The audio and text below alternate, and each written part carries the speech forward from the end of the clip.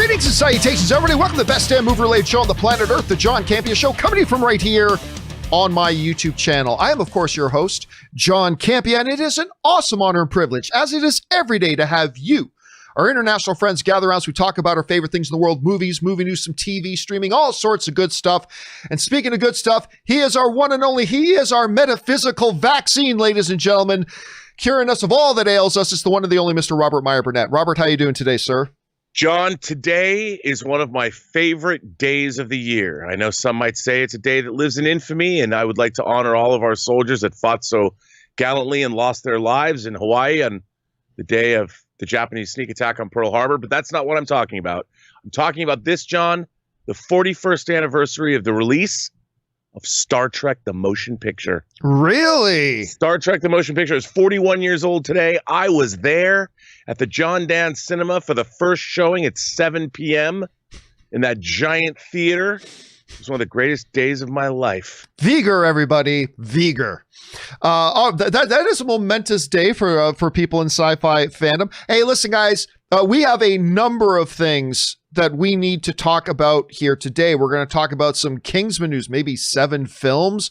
Warner Brothers could be in some legal trouble with their move to HBO Max. We're going to talk about that. The first reviews are in for Wonder Woman 84, and they look great. Did Sony just confirm that Andrew Garfield and Maguire are going to be in Spider-Man 3. Also, piracy is starting to spike. What are studios like Sony going to do without their own mainline streaming platforms? That and a whole bunch more. But before we get into all that kind of stuff, we do have some housekeeping to take care of here. First of all, if you haven't done so already, why don't you take a second and click on that subscribe button. Become a subscriber to the John Campea YouTube channel. It'll keep you up to date on all the stuff that we've got going on around here. Also, guys, want to let you guys know, you got to get your daily fix of the John Campea Show, I know, but you can't always be in front of a YouTube channel. That's why we've got the audio-only version, the John Campea Show podcast. It is the audio-only version of this show, but also we put up a podcast exclusive called Open Mic that we do once or twice a week that goes up on there, and that's only on the podcast feed. So whenever you're at work, you're at the gym, you're commuting or whatever, and you still want to hear the show, go and subscribe to the podcast on your podcasting app of choice, and it'll be there for when you need it. Also want to remind you guys that the movie we've worked on for over a year, our little documentary, Movie Trailers, A Love Story, is now up and available. Thank you to all of you guys who have bought it and rented it and who have commented on it and given it. It's got an incredible rating right now on Amazon. It is right now available worldwide. Whatever country you live in, it is available to you on vimeo.com/on-demand/movie trailers. But if you happen to live in the US and the UK and you want to watch it on Amazon, it is also there and available and waiting for you on Amazon. So a special thank you to all you guys who have already gone and checked it out. And for all the great feedback you've been given. Seriously, it's been amazing. So thank you guys so much for that. Okay, guys, listen, before we get into our main topics today, we have a couple things to address off the top. So let's not waste any time and get started with this. You know, one of the biggest, best, most pleasant surprise movies for me of the last decade was Kingsman. Kingsman was one of these films that came out of absolutely nowhere, based on this little known, at least in the wider pop culture, little known graphic novel story. Matthew Vaughn directed it, and I really do love Matthew Vaughn. And he did Kingsman fantastic. One of my bigger disappointments in the movie theaters in the last 10 years was its follow-up film, Kingsman: The Golden Circle. I really didn't like that movie. And I've gone back and tried to watch it a couple more times, and every time I watch it, I seem to get more and more disappointed with it.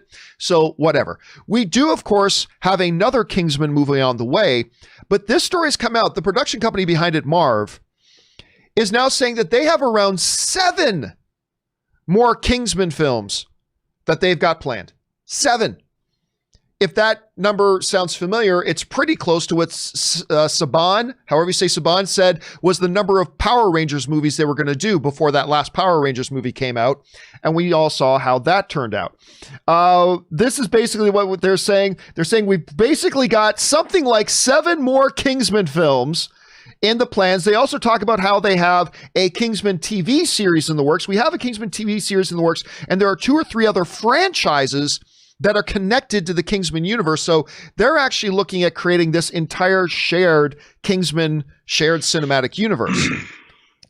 I am of mixed feelings on this right now because, like I said, the first Kingsman movie to me, absolutely fantastic. Like, I love it. It's a joy. Every time I go back and watch it, it's just revitalizes that pure joy.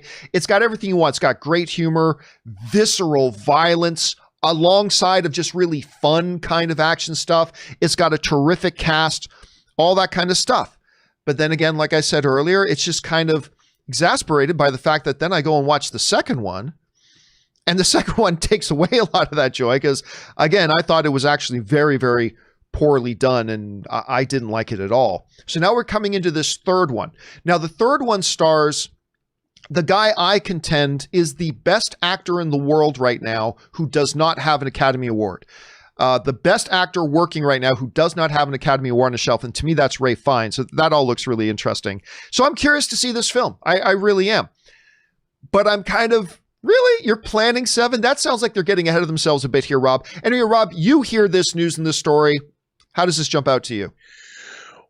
Well, we talk about these shared cinematic universes. We've been talking about them a lot.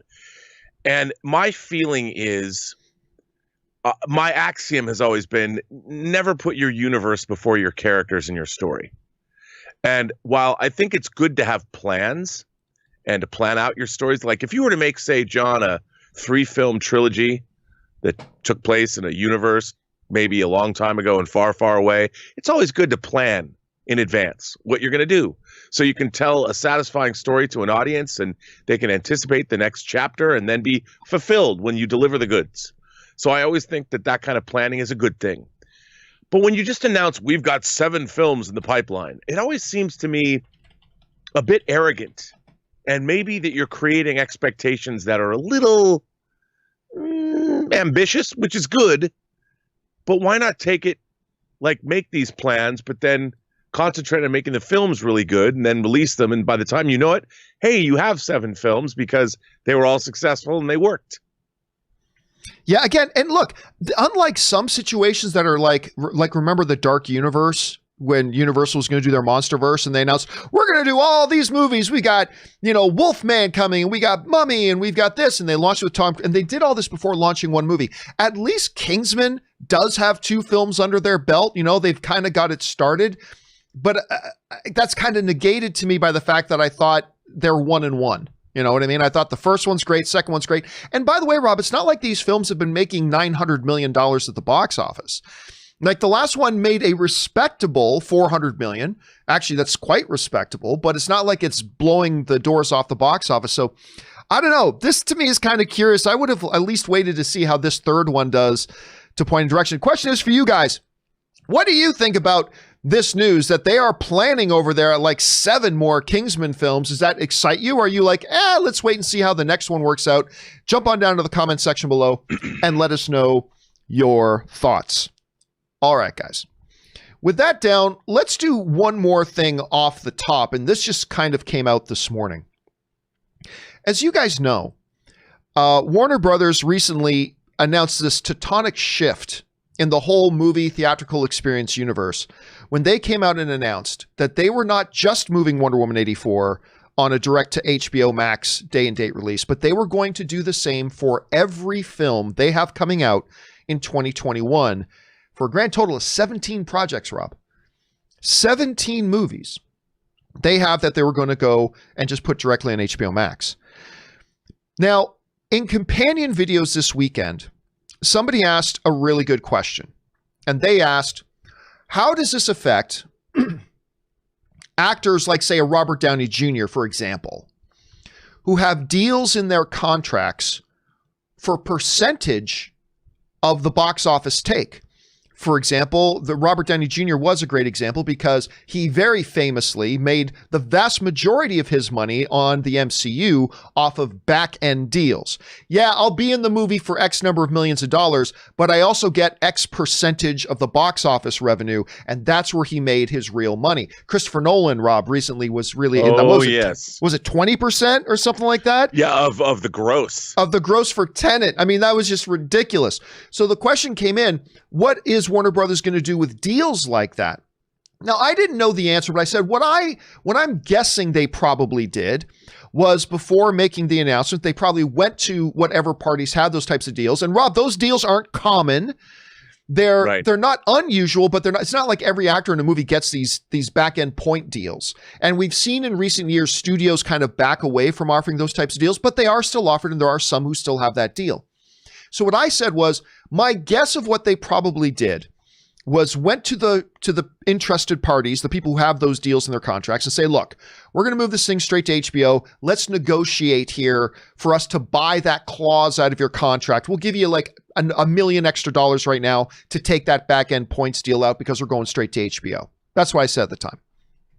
Well, it's not just the actors who have vested interest, or even the writers who have vested interest. There's a story coming out today from Deadline that is suggesting that they are hearing that Legendary Pictures, the company, Rob, that financed like 75% of Dune's budget and financed like 75% of Godzilla vs. Kong's budget. And they quite famously also financed a lot of Christopher Nolan's Dark Knight things. They're a big company.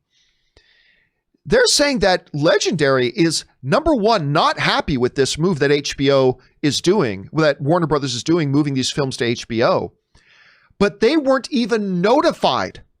This article in Deadline is suggesting that Legendary wasn't even notified that Warner Brothers was going to be making this move. This comes to us in the article here. It says this: I'm hearing that Legendary Entertainment has or will send legal letters to Warner Brothers as soon as today, challenging the decision to put the Denis Villeneuve-directed Dune into the HBO Max deal, and maybe Godzilla vs. Kong as well. On the latter, Legendary reportedly had Netflix ready to pull the film from Warner Brothers for around $250 million before Warner Media blocked it. Its sources said Legendary had no advance notice before last week's announcement that both Dune and Godzilla vs. Kong were being part of the HBO Max plan. Legendary certainly seems to have the right to challenge Warner Media on its decision. Legendary and its partners has provided 75% of the $165 million or so net budget of Dune and Denis Villeneuve's directed adaptation of the Frank Herbert novel that was envisioned to be the first of multiple films exploiting the 6-novel series. It put up a similar amount, I should say, of the funding on the Godzilla vs. Kong film. Will the long-term viability of the franchises be tarnished by starting out as an HBO Max offering? That is a great question. If you start Dune as a streamer movie, how does that affect its potential long-term viability? That's a question that Legendary is asking right now. This, Rob, is really interesting because while we knew, and I assumed there would be some issues with actors and directors working on points and stuff like that, I didn't take into consideration the fact, what about these production partners? Legendary Pictures didn't put up 75%, like over $100 million to make Dune for it to go to HBO Max. They didn't do that. That's not why Legendary put up all that money. And they, as well as some other players in Hollywood right now, are accusing Warner Brothers of using them just to promote their new home streaming service. And they may have a point. They may have a very, very valid point, as a matter of fact, on that end. Now, let's for a second talk about, well, how is Warner Brothers going to be dealing with these actors? You know, Gal Gadot, Rob, did have some back-end points deals on Wonder Woman 84.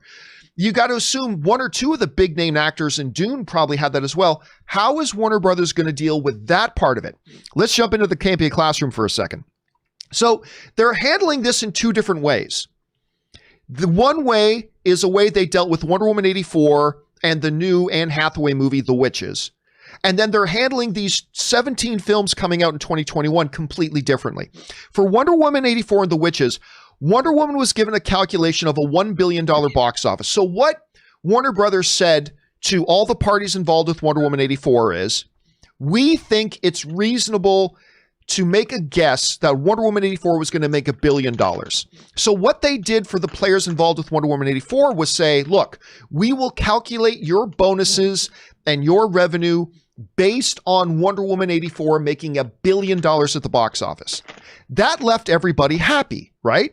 It's like, okay, yeah, that's fair. I mean, maybe it would have made a little bit more at the box office, but maybe it would have made a little bit less. So $1 billion is good. So now anybody who was standing to make bonuses on Wonder Woman 84 in the theaters will get those bonuses based on Wonder Woman's assumption of making $1 billion.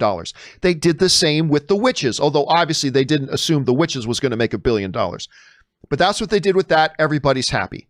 However, they are approaching it in a completely different way for all of these new 17 movies coming out in 2021.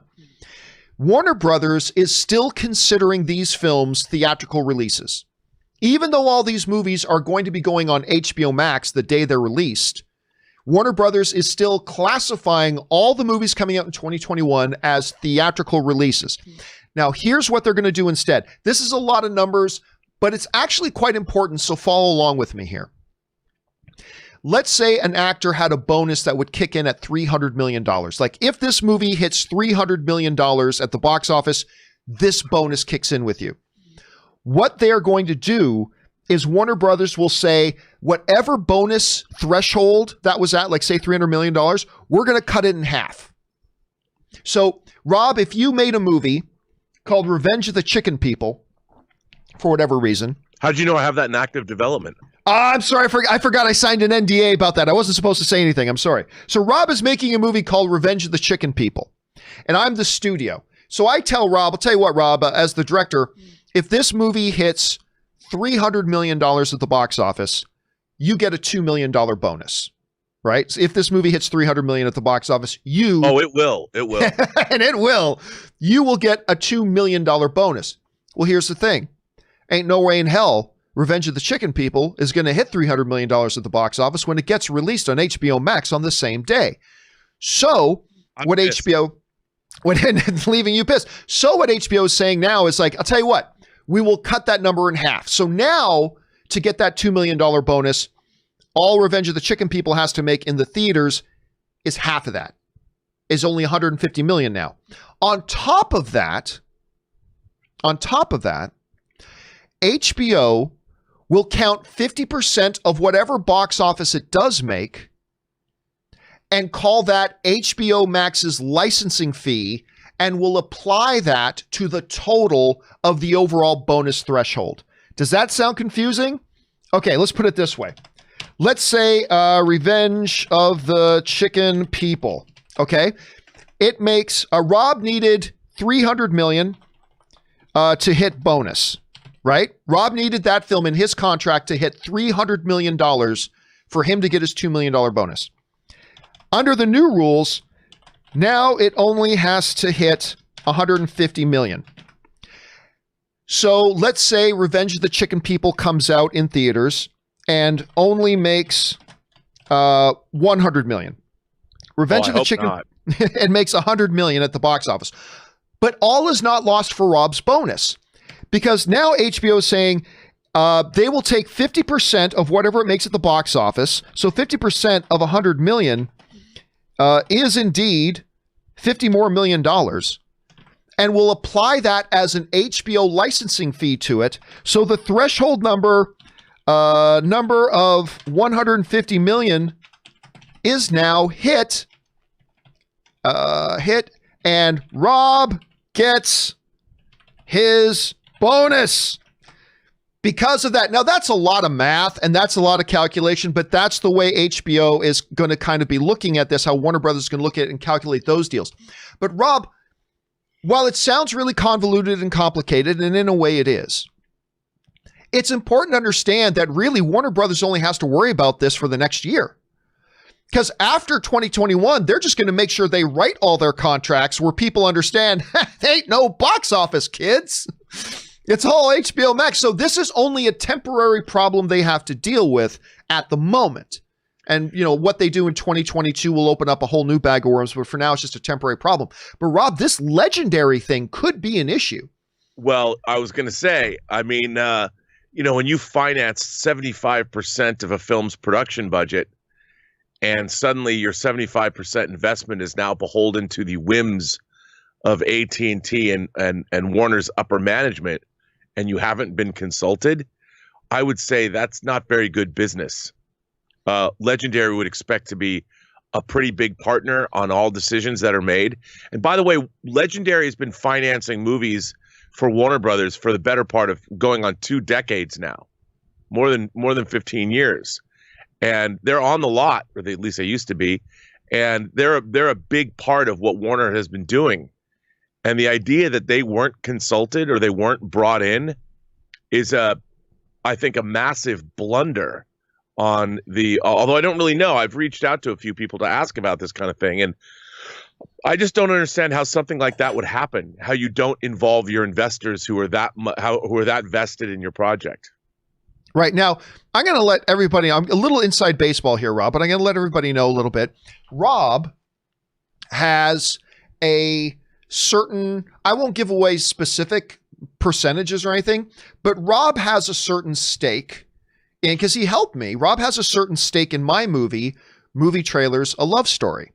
Right? You don't get what you deserve, John. You get what you negotiate. You get what you negotiate. Now, it's nowhere near the investment of, say, Legendary into, say, Dune, but he has a certain interest in it.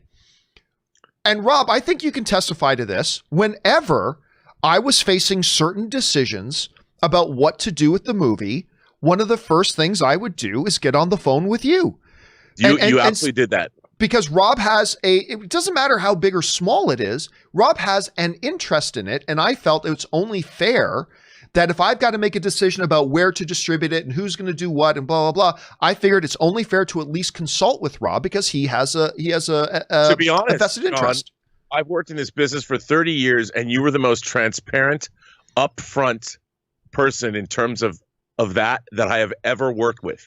You should see the studio accounting I get back still on Agent Cody Banks. Wow. Wow. So, wow. I mean, but Rob, it really does. It is kind of like who was it that pulled a movie? Was it Universal? I can't remember. Yeah, it was Universal. When Universal decided they were going to pull their Troll sequel from theaters, like they blindsided the theaters. The theaters are their theatrical partners. And they said, you didn't even talk to us before doing that. We found out from the news that you did this, right? It is kind of surprising to me, Rob, especially when you consider the long-term and deep relationship between Legendary and Warner Brothers, that Warner Brothers would do something like this, and that Legendary didn't know that they were going to announce that they're moving all their 2021 films to HBO Max. That's the part that surprises me most. What would Warner Brothers' motivation be for not having a discussion with Legendary about this? I honestly, I don't know.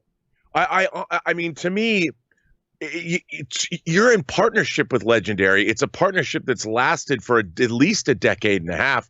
I mean, when I was working on Superman Returns in 2005, I met like Thomas Tull and the guys at Legendary, John Jashney, those guys. I liked them. Like, why wouldn't you want to be chummy with the people that are bringing you all that cash to make your projects? I honestly don't understand. And I think perhaps, I would chalk it up to the fact that AT&T, look, maybe this was an emergency thing. This was a sweeping decision that they made. They didn't just make it for a few of their films for half the year. They went in for the entire fiscal 2021 year, I guess, and beyond if you take it all the way into December. I mean, that's a huge decision. And I would think that you would want to consult with Legendary, specifically because of things like Dune. They've planned to do 3 films when it comes to Paul Atreides. They were going to do, from what I understand, they were going to do Dune Prophet, and Dune Messiah that would close out the Paul Atreides story. It was to be the Paul Atreides trilogy. And how, if that was the plan, you're in the middle of a business deal. It's not just this one-off. You're planning TV shows and you're planning. I don't get it, man. I don't get it. Yeah, it's quite. I've got to assume, maybe naively, I have to assume there's more to this story than we're being told. That at some level, some back-channel communication had to have happened. But it's going to be really interesting to see how something like this, if it could disrupt HBO's Max's plans? Like, could we end up in a situation where a judge says, nah, you can't put Dune or Godzilla versus Kong on HBO Max, and that kind of messes up their plans? I don't. Could you see something like that happening, Rob? Could this go to a court and have a court say, yeah, you can't release these ones on HBO Max? What do you think? John, as we are live on the air, I just received an email from an industry person that I trust implicitly.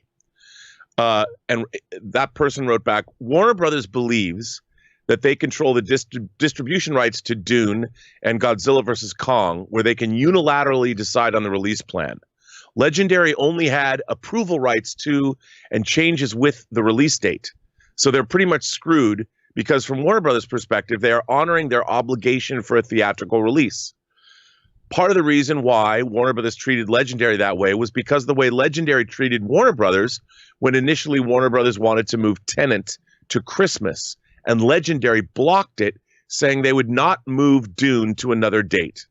Nolan had a clause in his contract that no other WB movie would be released in the same 6-week period.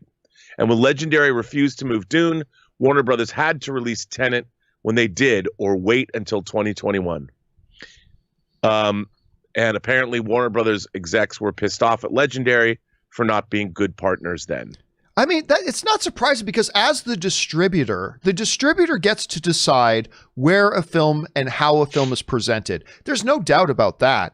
But isn't it bad faith? Like, obviously, Legendary went into investing $100+ million in this movie, Dune. Let's just keep it to talking about Dune. With the expectation that this was a movie that was going to hit theaters, maybe make $600 million on the theaters, maybe more, who knows, launch a trilogy and all that kind of stuff. So while Warner Brothers certainly has the right to do that, having the right to do something and being right doing it are often two different things. Isn't this kind of an act of bad faith on Warner Brothers' part? I mean, I think so. First of all, we're in the movie distribution and exhibition business is a smoking ruin right now. It's like Dresden after the bombing, or it's out London after the Blitz. And what you need is all hands on deck, working, I would think, together, figuring this stuff out and making these kinds of moves and throwing around, well, we have distribution rights and you shouldn't, and working with people like Christopher Nolan or Denis Villeneuve. Why wouldn't you all want to get together in a room and hash this thing out? To make unilateral decisions or be mad at somebody for holding up release dates. I mean, again, John, I go back to Bob Sugar from the great Jerry Maguire. It ain't show friends, it's show business. And this is not, to me, good business. And I especially with Warner Brothers having a long-term finance partner like a Legendary who's actually bringing in the cheddar to make your product. It's a crazy situation. And I'm sure we're going to find out more. And I'm sure there's going to be other legal challenges as well. This is 17 movies we're talking about. Right now, we're only talking about 2 of them in Dune and Godzilla vs. Kong. Question here is, guys, what do you think about this? This throws an interesting wrench into the works. Do you think this could have big implications? Do you think this will really be much ado about nothing, which is very possible? Jump down into the comment section below and let us know your thoughts. All right, guys. With that down, let's get into our main topics today. Not that those weren't seriously big topics, but let's get into our predetermined main topics today, shall we? And how do we select our main topics here in the John Campea Show? Well, it's really rather simple. You see, you guys come up with them. By any time you come across a big topic or story you think we should talk about on the show, head on over anytime 24/7 to www.thejohncampeashow.com/contact. Once you guys get there, you're going to see a form. Fill it out with your topic or question. It's totally free. Hit submit, and then maybe, just maybe, you might see your submission featured as a main topic here on the John Campea Show. With that down, let's get into main topic number 1, shall we? And our first main topic today gets submitted to us by Hamza Hussein. And Hamza writes, "Hi, John. Hope you and Rob are doing well. Thank you so much, Hamza. I heard some rumors over the weekend about Sony's Latin American YouTube channel supposedly leaking confirmation of Tobey Maguire and Andrew Garfield being in Spider-Man 3. I saw the video in Spanish, but I don't know whether to believe it. Did you see it? Do you think the rumors are true? I'd love to hear your thoughts. Thanks, and keep up the awesome work. All right, thanks a lot for sending that in, man. And yeah, listen, there has been some discussion and rumors and speculation going around about whether or not we could see, in a world where Jamie Foxx is coming back as Electro and Ben Affleck is coming back as Batman, could we possibly see Andrew Garfield and Tobey Maguire pop back up in Spider-Man 3? That's been stuff there's been no evidence to suggest that is happening, but certainly a lot of speculation. Again, Rob, 4 months ago, 5 months ago, I would have said bloody impossible. But that's not the world we live in. Yeah, but it's 2020. That's not the world we live in anymore. This is absolutely possible. It's absolute. 4 months ago, impossible. Today, I wouldn't put anything by them. It's totally a possibility. I don't know that it's likely, but it's a possibility. So what Hamza is referring to is a couple of days ago on Sony's, one of Sony's Latin America sites, they put up this video, right? And you see people running around saying, Sony just hinted at it. They just confirmed that this is going to be happening. So I read all these headlines just like everybody else. It's like, oh, Sony's confirmed this. And I'm like, really? So I went and checked out the video. This is the video in question, right? Here's the thing.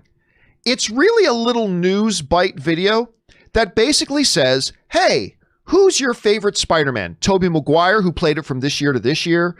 Andrew Garfield, who played it from this year to this year. Tom Holland, who played it from 2017 to the present. Who's your favorite Spider-Man? And hey, don't forget, we live in a multiverse, so it's okay. It doesn't matter who your favorite is because we live in a multiverse. And I looked at that, and I'm like, that was not them saying that this is what's happening in Spider-Man 3. That's not what this video said in the least. It is, by any definition, a stretch to say, oh, that meant that they're doing that. No. Now, look, my position on this, Rob, is pretty simple. I don't believe this little video they put up in any way, shape, or form was suggesting that Andrew Garfield and Tobey Maguire are going to be in Spider-Man 3. At the same time, I don't think this video in any way, shape, or form disproves that Andrew Garfield or Tobey Maguire could end up being in Spider-Man 3. I just don't think anything's changed. That video didn't change anything. And I think what happened was once Sony saw that people were taking that video and completely twisting it out of context, they pulled it down. They pulled the video down. So it's not out in public anymore, but of course some people captured it and it's being repopulated. But yeah, again, this video was not saying that Andrew Garfield and Tobey Maguire are going to be in Spider-Man 3. That could still happen. That absolutely could still happen. But this video isn't the video proclaiming that. Rob, you had a chance to check this out. Was this video sending a signal, a flare signal in the air telling us that Andrew Garfield and Tobey Maguire are going to be in Spider-Man 3? No. No, it wasn't. I mean, look, I'm not convinced. Like I've told you on the show before, there's a movie being made called Doctor Strange in the Multiverse of Madness. As we all know, that Kevin Feige is always taking cues for the MCU from the actual comic books themselves. This seems to me like a big Marvel crossover comic event would happen in, say, all of the annuals of your favorite comics. The summer annuals would do some kind of a crossover, whether it's the Extinction Agenda or something to do with Kang or something. It would not surprise me in the least if Marvel is doing some kind of multi-film storyline that covers a multiverse that is somehow kicked off with a Vision and Scarlet Witch. Because they have said that show leads into Doctor Strange in some way. So I could see a little group of the shows and the movies dealing with this. And what cooler way than putting multiple Spider-Men in one live action movie, because it's already been done in an animated film and it won an Academy Award for Best Animated Film. So it wouldn't surprise me. But we have had no official confirmation that anything like this is happening. It's almost like fan wish fulfillment that we keep dealing with. And until it's announced, which I think is a possibility because it is 2020, and why not? Why not, team up? Why doesn't Spider-Man cross over with Luke Skywalker? That wouldn't surprise me either. But you just never know until we have official confirmation, not from some package on a television station comparing and contrasting Spider-Man over the centuries. I mean, it would, John, if that happened, I would have an excuse to put my 3 Hot Toys versions of Spider-Man on the same shelf together, and that would make me happy. Yeah, and again, I want to make sure I'm being very clear here. This is not us saying we are definitively not going to see Andrew Garfield or Tobey Maguire. No. We're not saying that. We're just saying that this little thing that was out, this little social media sizzle that they put out is not the thing that's telling us that they will be in it. That's all we're saying at this point. Question is, guys. Oh, go ahead, Rob.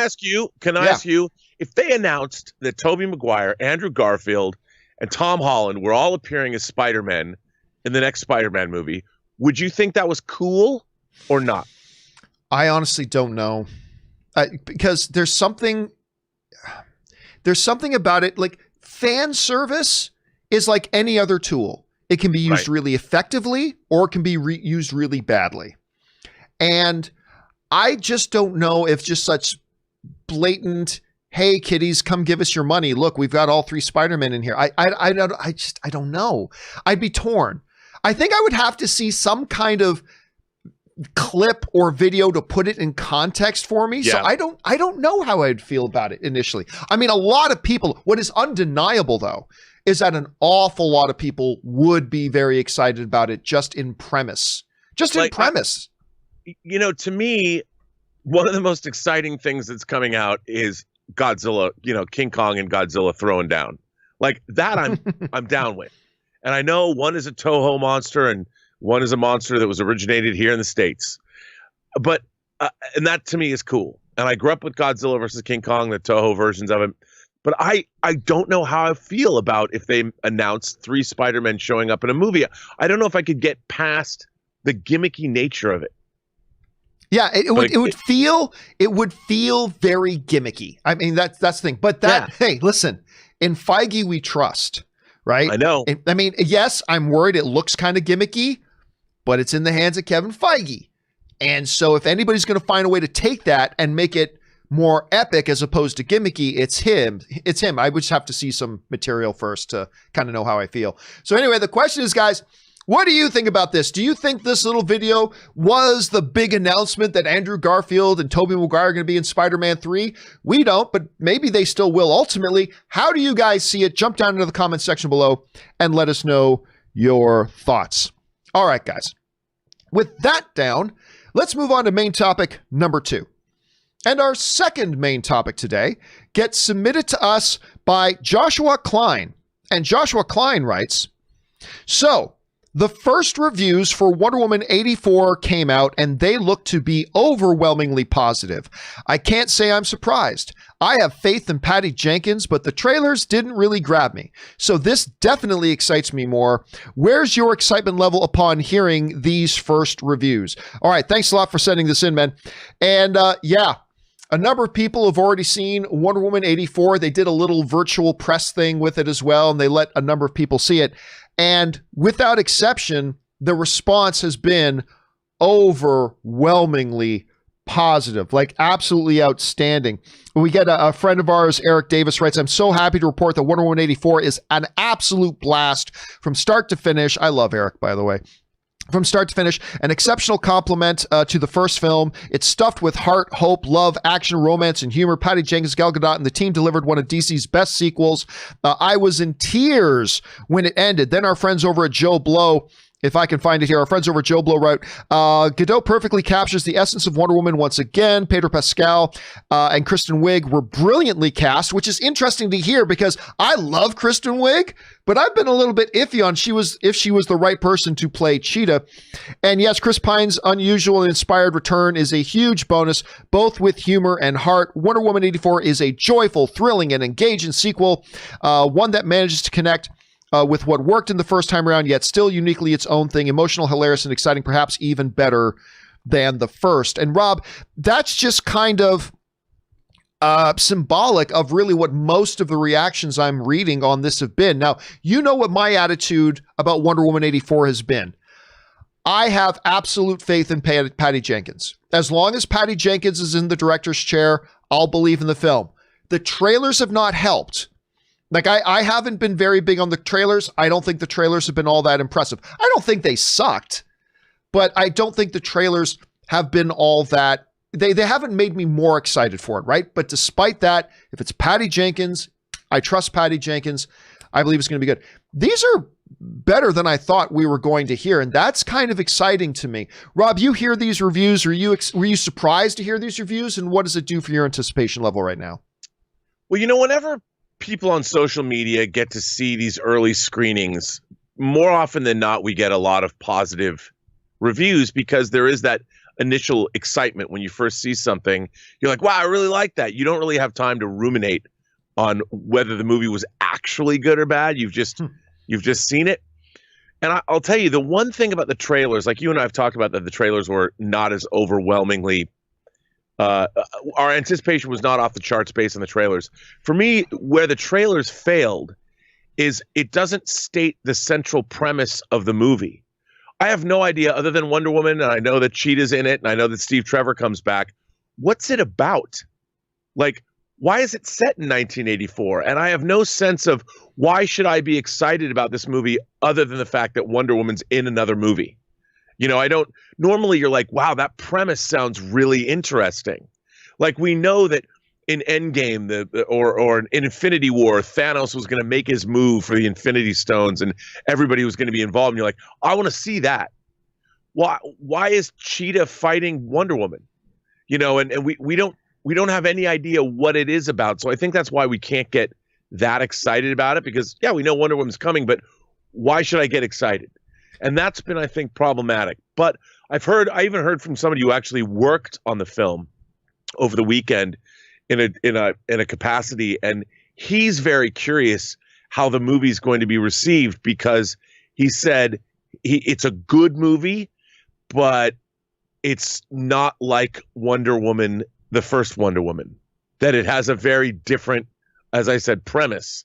So I'm curious what that means.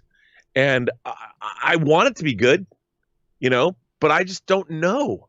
I'm not as excited as I want to be, John. I want to be stoked. I really like the first movie. I'm a Patty Jenkins fan, but I watched this film and I'm like, does everybody in the world have their wishes come true? Is it based on some magical premise? Is that why Steve Trevor comes back and we see Cheetah because somebody wished they were better? And is that what Maxwell Lord is saying to everyone? Like, is it based in magic? Like, I don't know. I want to see it.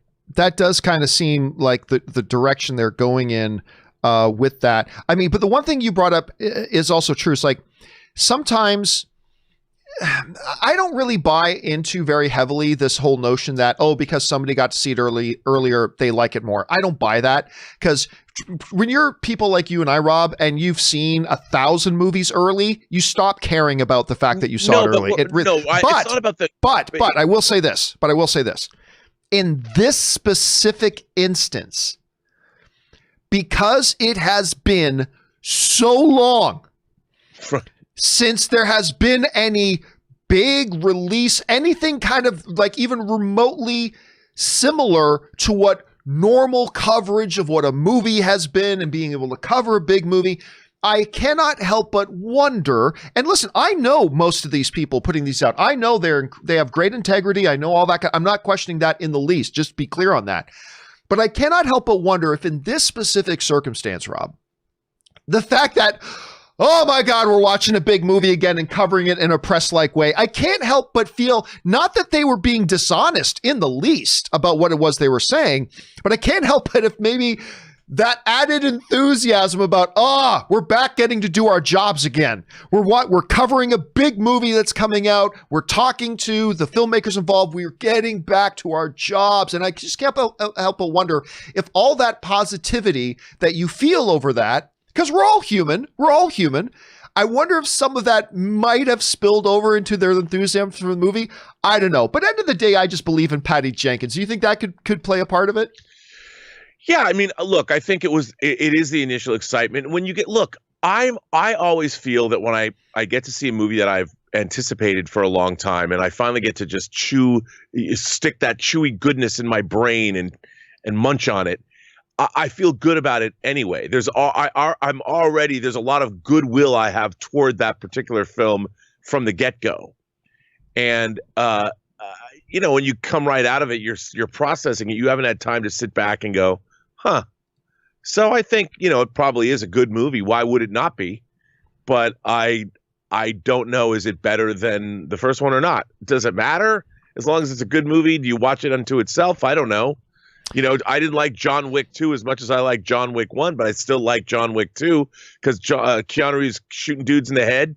I'm in. Question is, guys, this is, look, in the world of, is this good news or bad news? This is obviously very good. What do you think about these overwhelmingly positive responses to Wonder Woman 84? I think it's great. I think it's really great. I am looking forward to it. Again, I never doubted because it's Patty Jenkins, just that the trailers didn't really do it for me. What do you guys think about this? Jump down into the comment section below and let us know your thoughts. All right, guys. With that down, let's move on to an interesting one. Main topic number 3. And our third main topic today gets submitted to us by John Ross. And John Ross writes, the Globe and Mail, that's a Canadian major newspaper, by the way, is reporting that the decision for Warner Brothers to make their 2021 slate of films available on streaming day and date with the theatrical release will only be in the U.S. All other jurisdictions, including Canada, will stick to the normal 90-day window. Won't this lead to a severe piracy problem for Warner Brothers? Okay, thanks for sending that in. And yeah, listen, that has been something that we started talking about, particularly when it comes to the new streaming industry, about a year ago when The Mandalorian was coming out. You remember this?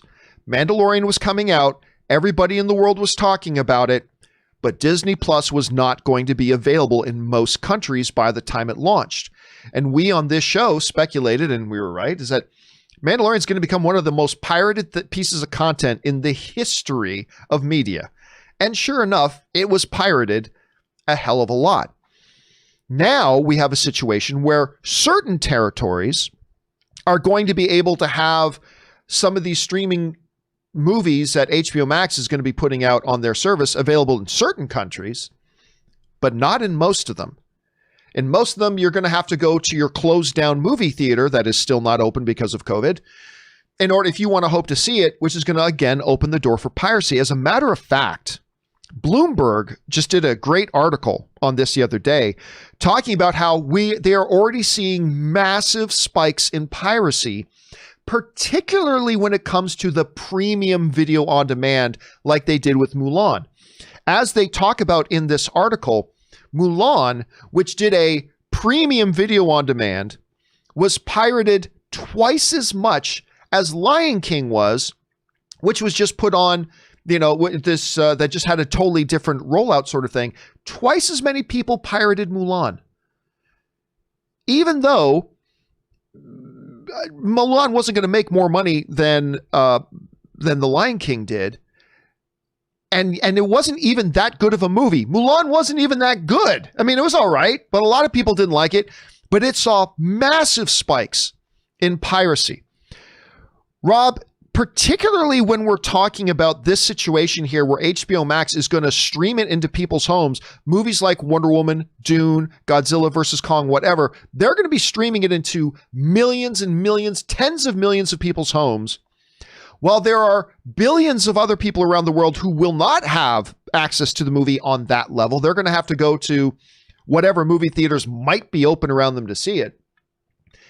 Bloomberg suggests, and I think they're right, that this is going to lead to an even bigger piracy issue for Warner Brothers. Now, I think that piracy issue will get alleviated a bit once HBO Max does start spreading out to other territories, but we're still a year or more away from that kind of happening, having like real saturation for it. Rob, what do you think about this notion? Is this move going to lead to an even bigger piracy problem for Warner Brothers at this point? Yeah. I mean, it's just, it is, look, I don't know why in this day and age, piracy is still an issue. I mean, I think it's more out of habit than anything else, because once things are available, you can see them. But yeah, I do think it's going to, anything that comes out day and date, anything that causes people to be able to say like, hey, I got a copy of this. We're going to watch it at home. And as a former video pirate myself, I know that there is that kind of joy of acquiring something early that you can see and show your friends, or even have bragging rights and say that you have it. I think it is problematic. And I guess if you're releasing something day and date on TV, you must have already taken into consideration it's going to get pirated, because once it's broadcast, you're done. You're done. It's all around the world. So the one thing I would say is it is a problem that I also believe is a temporary problem, because look, in my estimation, when I look back on history about music piracy, right? When I look back on history, and you remember Napster, some of you may not have been around while Napster was the big thing. I mean, that was the thing that disrupted everything. Napster came out, everybody could easily just go and steal songs online. It was super easy. To me, Rob, what ultimately killed Napster was not all the RIAA lawsuits. It wasn't all the litigation. It wasn't all the suing. That's not the stuff to me that killed Napster. What really killed Napster to me, in my estimation, was Apple's iTunes started this revolution where, you can buy individual songs digitally on iTunes. I think it was for 99 cents. 99 cents a song. And what you started seeing after that was a sharp decline in music. It didn't disappear, but you saw a decline in music piracy. I believe, and maybe I'm naive for believing the basic goodness of humanity, but whatever, we'll go there for now. I believe that for the vast, vast, vast majority of people, if you offer us as consumers an easy, convenient way to access content for a reasonable price, we as consumers are more than happy to pay for that content. And so when Apple at the time, and now the music model's totally different now. Now it's totally a monthly subscription-based model. But at the time, when Apple said, hey, look how easy it is. If you get your favorite song, 99 cents, just open up iTunes, click buy, boom, you've got it. When that started happening, I believe that sent the signal to the rest of content creators. If you provide an easy, accessible, convenient way at a reasonable price for people to access your content, you're going to be good, and you're going to see a dip. It's not going to eliminate piracy, but you're going to see a dip. Rob, though, right now we're in a situation where this transition period we're in to a streaming world means HBO Max cannot offer that easy, convenient, non-hassle way to acquire their content, because it's not going to be available in 90% of the countries around the world when they start doing it. So you now have this battleground where, again, you're not offering people an easy, convenient way to download it reasonably and legally at a convenient price. And therefore, I think once HBO Max starts to saturate the market, once Disney Plus is now penetrated and is going to be in 90% of the countries around the world, once all that happens, I don't think it's going to be a real significant problem anymore. But in the meantime, I think it will be. What do you think about that thesis of mine? Look, I think you're absolutely right. I mean, people want, ultimately, in this day and age, we live in a world now, it's over 20 years old, where you can click on something, you download it, and you own it. And all of media, all the things that we consume as media, whether it's music, whether it's movies, it's all just data. It's all just files, and you can get it and watch it. Now, the problem with that is it's really hard to value files. Whether it's, software, certainly all the software companies move to a licensing model. You want to use editorial software, you license their software, and you keep paying for it once a year, as opposed to like buying new updates in a box with physical date. Remember that? You'd go buy a piece of software and it would come in a box Yep. and a CD-ROM or whatever. You'd load it onto your computer. Well, that quickly, people would pass those things around. But if you have a licensing fee, then people are like, oh, okay, I'll download it. And it's just easier that way. You can get updates so once people are conditioned to that, like 99 cents is only 99 cents. I'll download that.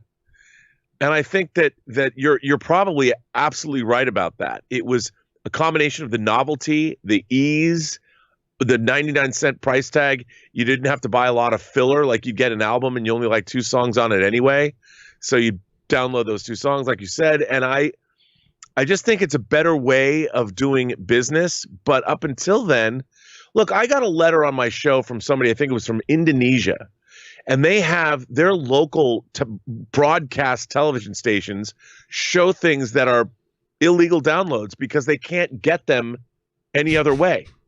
You know, there's people broadcasting illegal stuff, or there's internet channels that allow them to get illegal things because they're not being available. When I went to Israel back in 2005 to show a film that I'd made, I had so many people come up to me and they're like, listen, we buy a lot of pirated stuff because they just don't release it here. How do you feel about that? And I'm like, well, what else are you supposed to do? You know, if you can't get it legally and you want to see it, I don't see that there's an alternative. Life is too short. You know, there's too many places. Like, I want to see a movie that I can't get in the United States, I'll order it from Amazon in Europe or Amazon Japan. Or look, man, to be honest, John, last night I ordered a bootleg Blu-ray of Pink Floyd The Wall, Alan Parker's Pink Floyd The Wall. I won't say where I got it, but it's not on Blu-ray. And I've wanted Pink Floyd The Wall. It's a grail disc for me. And this guy made one, and I'm like, click. And I felt guilty about it for like 2 seconds. And then I'm like, I'm going to get Pink Floyd The Wall on Blu-ray. But you already own Pink Floyd. You already own Pink Floyd The Wall, right? But only it's not on in DVD. Blu-ray. Right, but not in Blu-ray. Yeah, right. And I want the high definition version. And I'm like, why can't I get it? Like, I want to buy Pink Floyd The Wall, but because of somebody's music rights or whatever, I can't get that movie. And if somebody's going to make it available to me, I'll buy it. Yeah. And but it goes down to the basic principle of supply and demand, right? Like, it's like even when Napster disappeared, right? Even once Napster disappeared and Sean Parker's thing kind of went kaput, the demand for that was still around.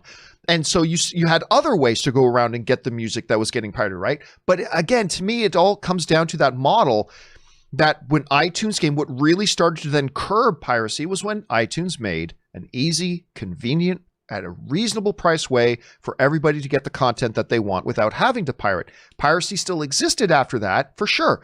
But that made a much bigger dent in piracy than, say, you know, lawsuits against Napster or the closing of Napster or the closing of this pirate site or whatever. It was giving people an easy way to do it. And I think once these streaming services figure out a way to do that as well, and they will get there, then I don't think piracy will be as big of a problem. It's still going to be an issue for sure. But for now, massive spikes in it, and I think we can expect to see that for a little while. John, anyway, guys, oh, yes. I was going to show you something. What is it? Speaking of piracy, here is True Lies on Blu-ray. Which does not exist anywhere. Nope. Just saying. It exists in my house. There you go. I mean, I do not understand why James Cameron's Lightstorm has not released 4 of their films in the United States. True Lies, The Abyss, Strange Days, and Soderbergh's remake of Solaris. Why haven't they? I mean, I've been waiting 4 years. True Lies is a bootleg, and I have 2. I have a German version of Strange Days and a German version of Solaris, but I can't get them here. Everybody wants the director's cut of The Abyss on Blu-ray or 4K, and we can't get it. Why? This is a question people have been asking for a long time. Question is, guys, what do you think about this? Bloomberg and other reporting that these massive spikes in piracy as a result of this transition period. Do you think this will be a temporary problem? Do you think it's going to be a long-term problem? What do you think is going to solve it? Jump down into the comment section below and let us know your thoughts. All right, guys. With that down, let's move on to our 4th and final main topic today. And our 4th and final main topic today gets submitted to us by Mason. And Mason writes, "Hey, John, with the recent news of Warner Brothers dropping all of their films onto HBO Max and theaters, potentially closing for good, what will happen to other studios that don't have their own streaming services? Lionsgate and Sony don't have their own service, so what will happen to films like Venom 2 and John Wick? Will they have to sell them to another streamer or come up with their own services? Thanks, and keep up the great work." All right, thanks a lot for sending that in, man. And, you know, this is something that's come up a little bit lately about, as we've seen and we broke down the economics of, you know, studios like Disney transitioning to Disney Plus, Warner Brothers transitioning to HBO Max. Truly, probably the two biggest players in the game. We now have Universal has their own streaming service in Peacock. I still don't like the name, but it's actually a pretty good service. I've downloaded it. I like Peacock, as a matter of fact. Just don't come on. Just After don't like saying all the name. The hell that you gave them for that name, you're It's actually going to like. It's still a stupid name, but it is just the name. I do like the service. What is going to happen, though, with studios that have not positioned themselves to make that transition over to a streaming world? And because Disney and Warner Brothers seem to be abandoning the theaters pretty quick, theater industry isn't going to be the same. Will the theaters be there to support the movies they want to make and stuff like that? That is a great question. Sony in particular is an interesting case study on this, Rob, because Sony does put out big movies, right? And right now, other than their interest in, say, Crackle, I think they also have interest in another, some kind of vested interest in another stream. They don't have what you would call a Sony Plus sort of thing, right? So Sony's been a big question. I mean, I actually talked about it this weekend on one of our companion videos about, I am really curious to see what is Sony going to do.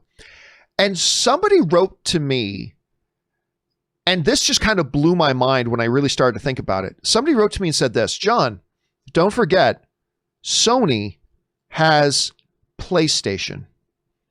They have PlayStation, which if you want to talk about a platform, we talk about platforms, Rob. We talk about Amazon Fire Stick, the Apple TV. We talk about the Chromecast TV. We obviously talk about Roku, the NVIDIA Shield, and many, many others. We talk about those as platforms.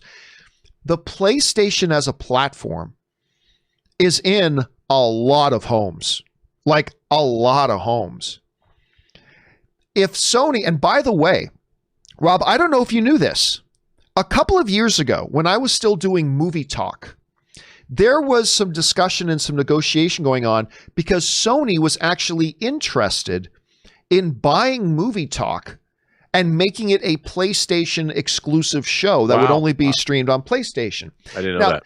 These were just, I mean, it got us really excited at the notion, but these were just kind of baseline discussions that obviously didn't go anywhere, but still. And once somebody wrote into me about that and said, look, you got to start looking at the PlayStation, not just as a video game console.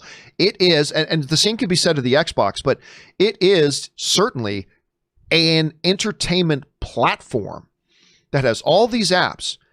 And imagine if Sony started, like, whether they evolved and transformed Crackle or they started something else and really invested heavily into it, and made it something that was on PlayStations. And you get this service for free if you buy a PlayStation. Let's say you buy a PlayStation 5, congrats, you get Sony Plus. And they have all that. And that's a way to make a lot of money. You can make a lot and still make it available to people who don't have PlayStations. For $10, $12 a month, you get Sony Plus. It's interesting. If they don't go that way, Rob, though, if they don't go that direction, and they're in a position like Lionsgate, or like even Paramount now has CBS All Access, which I believe they're transitioning into Paramount Plus at some point. It leaves a lot of these other studios with a very important decision to make. Either A, they have to make the decision to actually start the work of developing their own streaming platform. That's one option. It's an extremely expensive option that will take tens of billions of dollars to do. But that is one option. The other option, it seems to me, Rob, is that they just accept a role that we are going to be a content creation company that will then sell our creations to these streaming platforms. Because, Rob, with the proliferation of these streaming platforms, there is going to be an increased need and maybe market for content. Right. Disney Plus won't be one of those content acquirers because they only want to have content on their network that they own all the rights to, because they don't want to pay licensing fees. But Netflix is going to be around. Peacock is going to be around. I mean, maybe these studios transition to, we just make the movies and then sell them to the streaming services. Maybe that's an avenue, although that's not where the biggest money will be. Rob, when you look at companies like Sony, Lionsgate, maybe a couple of others, what do you think the future, the immediate roadmap ahead lies for them? Creating their own streaming services, becoming content creators only, another option? Where do you think this is going to go? It's tough to say because I think the future is in streaming, and are we going to wind up with just the major studios, whether it's Peacock over Universal, you've got Disney, you've got Warner's, HBO Max, like what's Sony, like you said, what are they going to do? I would tend to think that, assuming somebody doesn't buy Lionsgate, and I think it's very probable that somebody will buy Lionsgate or the MGM library, I think we're going to wind up, Lionsgate as a studio might just be a content provider, but that's not really, they want more than that. And yet they're not big enough to start their own streaming service. So maybe they'll just chug along the way they are chugging along, but they've done pretty good making those action movies with, like, whether it's Ryan Reynolds and Bruce, they make all those like mid-level, the John Wick's. the Bodyguard movies too. The Bodyguard's wife or whatever that he did with Sam Jackson and Ryan Reynolds. They'll probably continue to do that as long as they can keep them financed, and then they'll become, I guess, a content provider. But I think part of Lionsgate's business was also, they had franchises that made money, like John Wick, made money theatrically for them worldwide. But if that's removed, if theatrical exhibition is going away, I really don't know what's going to happen, to be honest. Yeah, it does put them in an interesting position. I don't know enough about their business model, to be honest. Like, how can they sustain? Are they going to be viable as a studio? I wish I knew more about it. I wish I knew more about the deal makings, the inner workings of these deals today, and how all of this is affecting the worldwide distribution of these movies. Because it's changing so fast, especially now with what Warner Brothers did. I feel like I'm adrift. I can't wrap my head around all of it. There's so many moving pieces. Pieces. Question is, guys, for you, as we see these big moves being made by guys like Disney Plus and HBO Max, what do you think a lot of these other studios that have been power players in the past but don't seem to be positioned right now, what do you think they're going to do, and how do you think they're going to come out of this? Jump down to the comment section below and let us know your thoughts. All right, guys. With all that down and out of the way, we're now going to move on and start taking your live comments and questions that you guys have been sending in. And here's how you get a live comment or question on the show. You can use this tip link anytime 24/7, by the way. Simply go to the tip link that's near the top of the description of this video, or you can enter it in manually simply at streamelements.com/movieblogtv/tip. You'll be getting your comment or question on the show if it's reasonable. And of course, you'll be supporting the show at the same time. And all of us here on the John Campea Show, thank you guys very much for supporting us on that level. Let's get to it now. And we got a lot to get to. First of all, Matt's just sent in a tip to be supportive. Thank you, Matt's, for that. Next up, Leo Milmet writes, just started binging Mandalorian from beginning for the first time, except having seen the pilot before. How is Werner Herzog in a Star Wars show? That's so weirdly awesome and perfect for my cinephile self, and Baby Yoda is precious. Love the show, Giovanni. Thank you so much. And dude, Rob, listen, that was clearly, to me, one of the most exciting things about Mandalorian coming out was when I heard that Werner Herzog was going to be in this thing. It's just the most awesome thing ever. I miss him on this show. But that was one thing. What was your first reaction when you heard Werner Herzog was going? And I thought he fit in beautifully into this universe. What did you think? Oh, his voice, the way he spoke, it was just, I loved it. Look, this is the kind of, say what you want about The Mandalorian, their choice of guest stars, whether it's Timothy Olyphant or Carl Weathers or Werner Herzog, it's been great. It's been great. And I just feel that's what's given the show sort of its unique flavor, is whoever they're going to have show up. You know, Amy Sedaris even. It's just a lot of fun. I still love Werner Herzog. For those, I mean, you've probably heard the story, but go look it up. Werner Herzog is the man who was literally giving an interview, I believe, to the BBC out in some country on location, and he got shot. There was a bang. People looked around, and Werner Herzog's doing the interview, blah, blah. I've been shot. Anyway, and then he just continues on with the interview. That's Werner Herzog. That is the baddest ass man on the planet. All right, let's move on here. Next up, Jeff Simmons writes, Hey, John, you have talked before about how The Godfather made an impact by showcasing revolutionary filmmaking techniques never before seen. I was just wondering if you could talk a little bit about what a few of those contributions were. How were films different prior to The Godfather, and what specifically was it about The Godfather that influenced filmmakers from that point on? Thanks and salutations. Well, I mean, look, Rob, when you look at The Godfather, here's the litmus test for me, right? When you show somebody an older film that they've never seen, like a Star Wars, by the way, where their eyes light up and go, oh my God, and they start thinking of all the films they've seen since that movie came out and realizing all these films I know and love have been influenced by that. I've never had that experience more than with The Godfather. On a couple of occasions, I've sat down and watched, the first Godfather with a number of people, and every time it's been like, oh, that's where that came from. And and I've seen them do that kind of a story in this movie, this movie, this movie, and this movie. And oh, that's what sleeping with the fishes mean. And oh, that's what going to the mattresses mean. But like, it's the kind of movie where it clearly just influenced an entire generation of filmmakers, much like Star Wars did. But it's a movie that created, I don't want to say a pattern for making movies, but it upped the stakes for what you could do with those sorts of narratives. And when you watch it for the first time, you realize just how influential that has been moving forward. The combination of tragedy with heroism, the combination of moral ambiguity and gray areas, all within our heroes and antagonists at the same time. It was just done in such a way that we had never really seen before. It's hard to put your finger on it specifically. Rob, if you were put on the spot and said, what made Godfather unique? How would you respond to that? Well, I think that one of the things that I love about the 1970s, the movies of the 1970s, is they were making big studio movies with an eye toward creating what I like to say, my favorite word, verisimilitude. And The Godfather looks like it was actually shot in the late 40s. They from Gordon Willis's cinematography evoked a period. Before then, Hollywood movies were glossy affairs, and they were shot on sets and on sound stages, and they were brightly lit, and there was not a lot of use of shadow.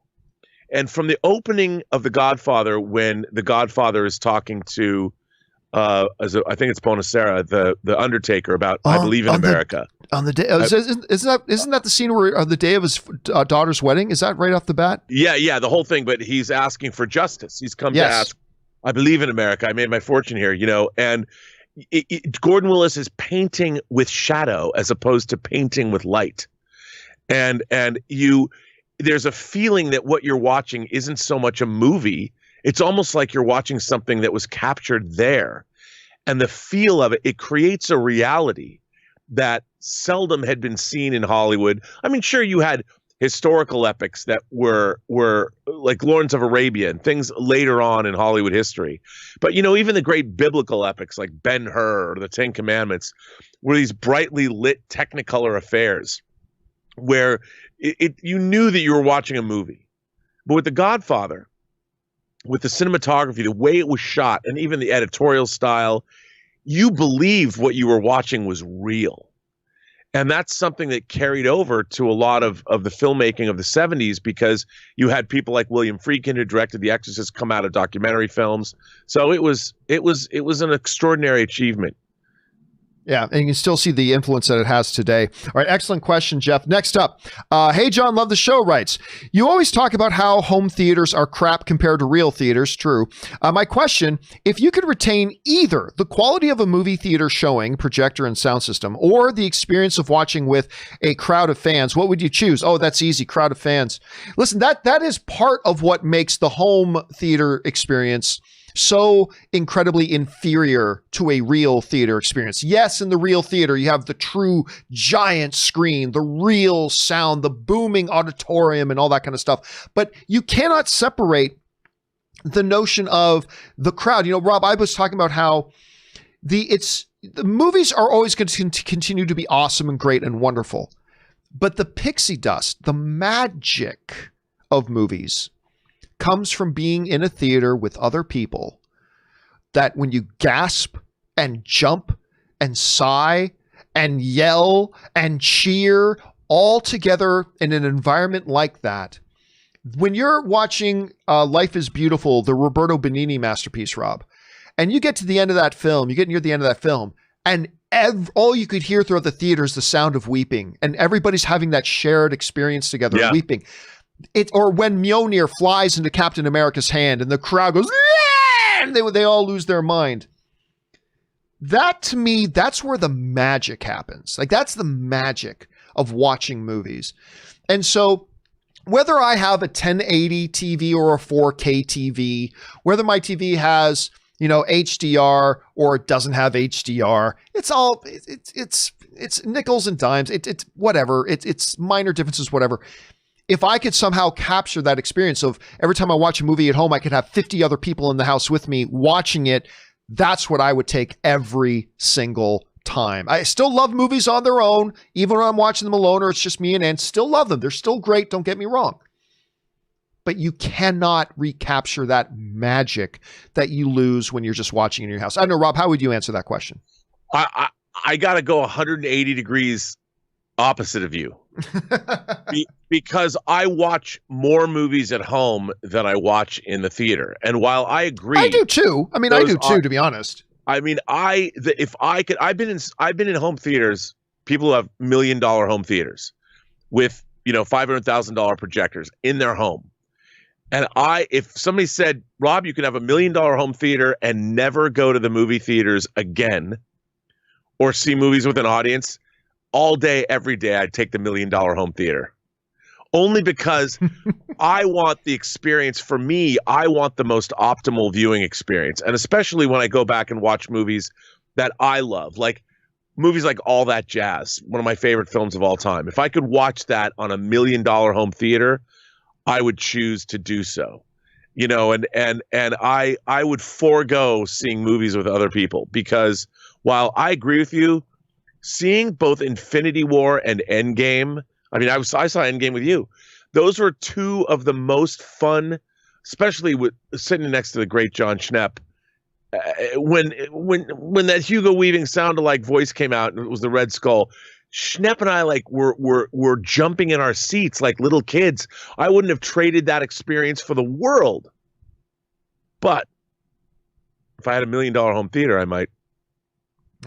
Yeah, not me. Yeah, you and I are complete. Don't get me wrong. I would love the $1 million home theater, but like, I just can't imagine, watching like so many of the movies that really make an impact on me and not having that shared collective experience as it's happening. Like, man, you and I talk about it as one example, but how different was our experience watching Thor showing up in Wakanda in Infinity War, or Mjolnir flying into Captain America's hands in Endgame?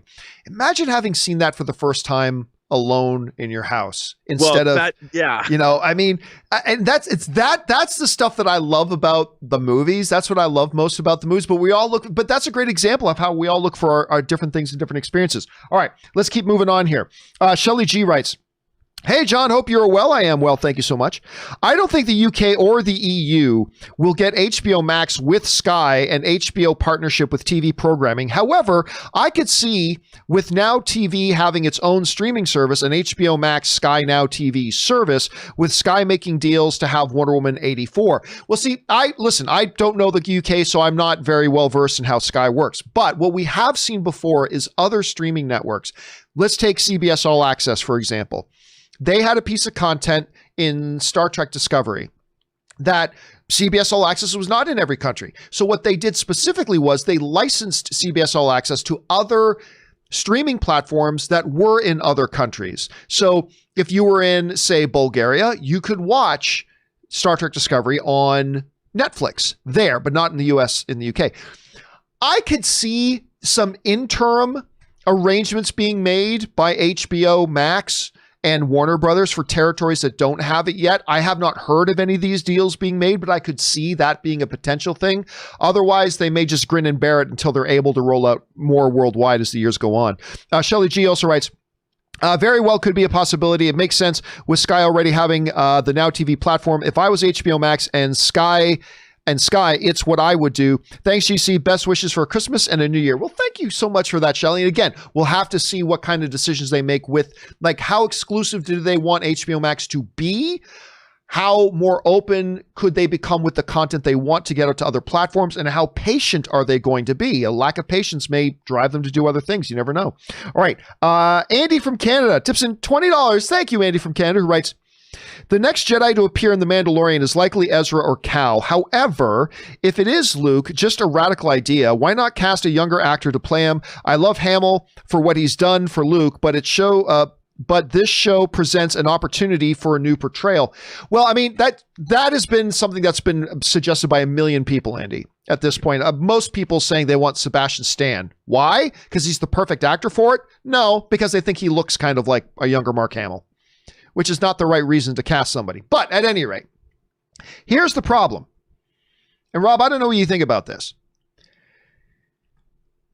The problem is this is in the same continuity as the existing movies. It's the same timeline. It is the same universe. It is the same everything. And one of the reasons, I said this long before Solo ever came out, long before the Solo movie ever came out, I said people are not going to be interested in seeing a different Han Solo when we just had Harrison Ford on screen as Han Solo. And sure enough, we weren't. And I think if you're going to have Luke, I don't know what Lucasfilm will do. I can tell you what I think they should do. If you're going to have Luke, it should be Mark Hamill. You just had him on screen as Luke. In the same universe, same timeline, to have him on screen for 10 minutes and de-age him for 10 minutes, I think you do that. I don't think you go out and get a new actor. I just don't think that's the right way to go right now. But that's just me. I believe they tried it and it failed. I think that's the way they should do it. Not that I think they're going to use Luke at all. Rob, if they do decide to use Luke, what's the better avenue here? To use I think there's arguments to be made both ways, but to go with Mark Hamill himself or to recast a different actor to play a younger Luke for an episode or two. What do you think? Well, I've seen comparisons with Sebastian Stan. It is pretty compelling. But I would look with the technology that exists now. Why not use Mark Hamill? Why not try it? If they can de-age Michael Douglas in the MCU almost 10 years ago and make it convincing, why not try with the new technology to use Mark Hamill? You know what it is? It's his voice too. Yeah. It's so much of a character that resonates with us is their voice. You can tell it's them. And I think that Luke having a different voice would be sort of odd. And look, I think it's different. I would say something different if we were talking about, so Luke's going to show up and he's going to be in like 8 episodes of Mandalorian next season. You know what? That might change things for me. But if we're talking about the standard Mandalorian thing where a guest star shows up for an episode, going to be on screen for like 10 minutes, you can do the de-aging thing for 10 minutes and make it believable. If it was going to be like 8 episodes, that would become a very labor-intensive and very expensive endeavor. Then maybe I could see recasting. Then maybe I could see that. But for now, I think it's the Luke thing. All right, great question, Andy. Thanks for writing that in, man. All right, Alan Horns Horn writes, hey, John, what do you think will happen to film premieres / red carpets when events which promote new films, as streaming is likely now going to be the future? Will there be theaters left running for these specific purposes? Oh, yeah, I think there will still be premieres. Look, when some TV shows, which don't run in theaters, a lot of TV shows will do a premiere party at a local, they'll book out a local movie theater and do a premiere party, even though their show is destined for television, not for the big screen. So will they be as normal and as regular as they have been historically? No, probably not, because these big premiere parties cost a lot of money to put on. But yeah, I still think they'll be around. I still think they'll do them to a degree. All right, Dwayne Jackson writes, hey, John and family, I was wondering, are you following the current disaster situation that is happening at ESPN with all the reorganization? What it is layoffs or firing. ESPN has been losing money. Is it time for Disney to try sell ESPN? No, not in the least. Listen, the only thing probably hit harder than the movie industry is the sports industry, particularly sports coverage. Like, Rob, you and I have talked before in this show about, well, in the midst of the pandemic, now granted, the NBA came back and had their bubble. The NFL is having games in empty stadiums. But for like 5-6 months, there's just no sports. Right. And I, who watch like ESPN Sports Center maybe twice a day normally, I didn't watch ESPN for like 4 months. They had nothing to do. They were covering like chess tournaments, for heaven's sakes. And you can't go through, when you go through that sort of desert, quite often the effects of that are not going to be felt until later. The fact that they lost so much revenue and so much viewership and so much during that period of time, yeah, they could keep going and make it look normal as possible, but you're going to see the effects of that a little bit later on. So quite frankly, I'm not surprised. I mean, they're still suffering from it, from what's going on in the sports world right now, because it's different watching sports when it's empty stadiums and whatever. I'm still good with it on the UFC, but I'm not surprised. Rob, are you surprised at all to hear about ESPN's problems?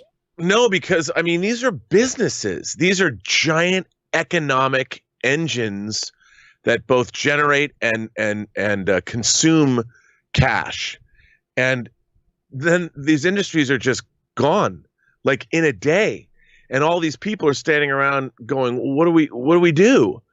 You know, and we weren't prepared for that. You know, there was no, I don't think many people thought a pandemic was going to come and halt all worldwide sporting events. And it's a bummer, man. It's not like it's not like there was financial malfeasance like in the subprime mortgage meltdown. This was something people just didn't expect. And it's not unexpected that ESPN's in a world of hurt right now. Yeah, it is not surprising at all. Okay, let's move on here. I'm trying to get some information on this, but let's get on to the next question here, which comes to us from Black Force, who writes, with Mortal Kombat officially being released in January, do you think there is enough time for a proper marketing campaign, given that we haven't seen a single image from the movie yet? Does this show lack of confidence in the movie? So here's the deal with that. So Mortal Kombat is going to follow the same pattern as all the other movies going that are Warner Brothers movies. They're all going to HBO Max. They're all going to HBO Max. That changes the dynamic a lot. It changes the dynamic a lot. Because, Rob, you know, you need a big marketing campaign to get people out of their houses, to plan a night out, go to the movie theaters, drop some money on tickets, and play. You got to build that campaign a lot. I don't think that's as important with something that's going to be streaming to your homes. Like, they still need to promote it. But do you need to start marketing, showing trailers for basically, essentially now is what is a television movie? This is going to be streaming on HBO Max. Do you have to have a 3-month build-up campaign to it being released? Probably not. So now look, you know, I have my own pessimism about the new Mortal Kombat just because it is a first-time director and a first-time screenwriter.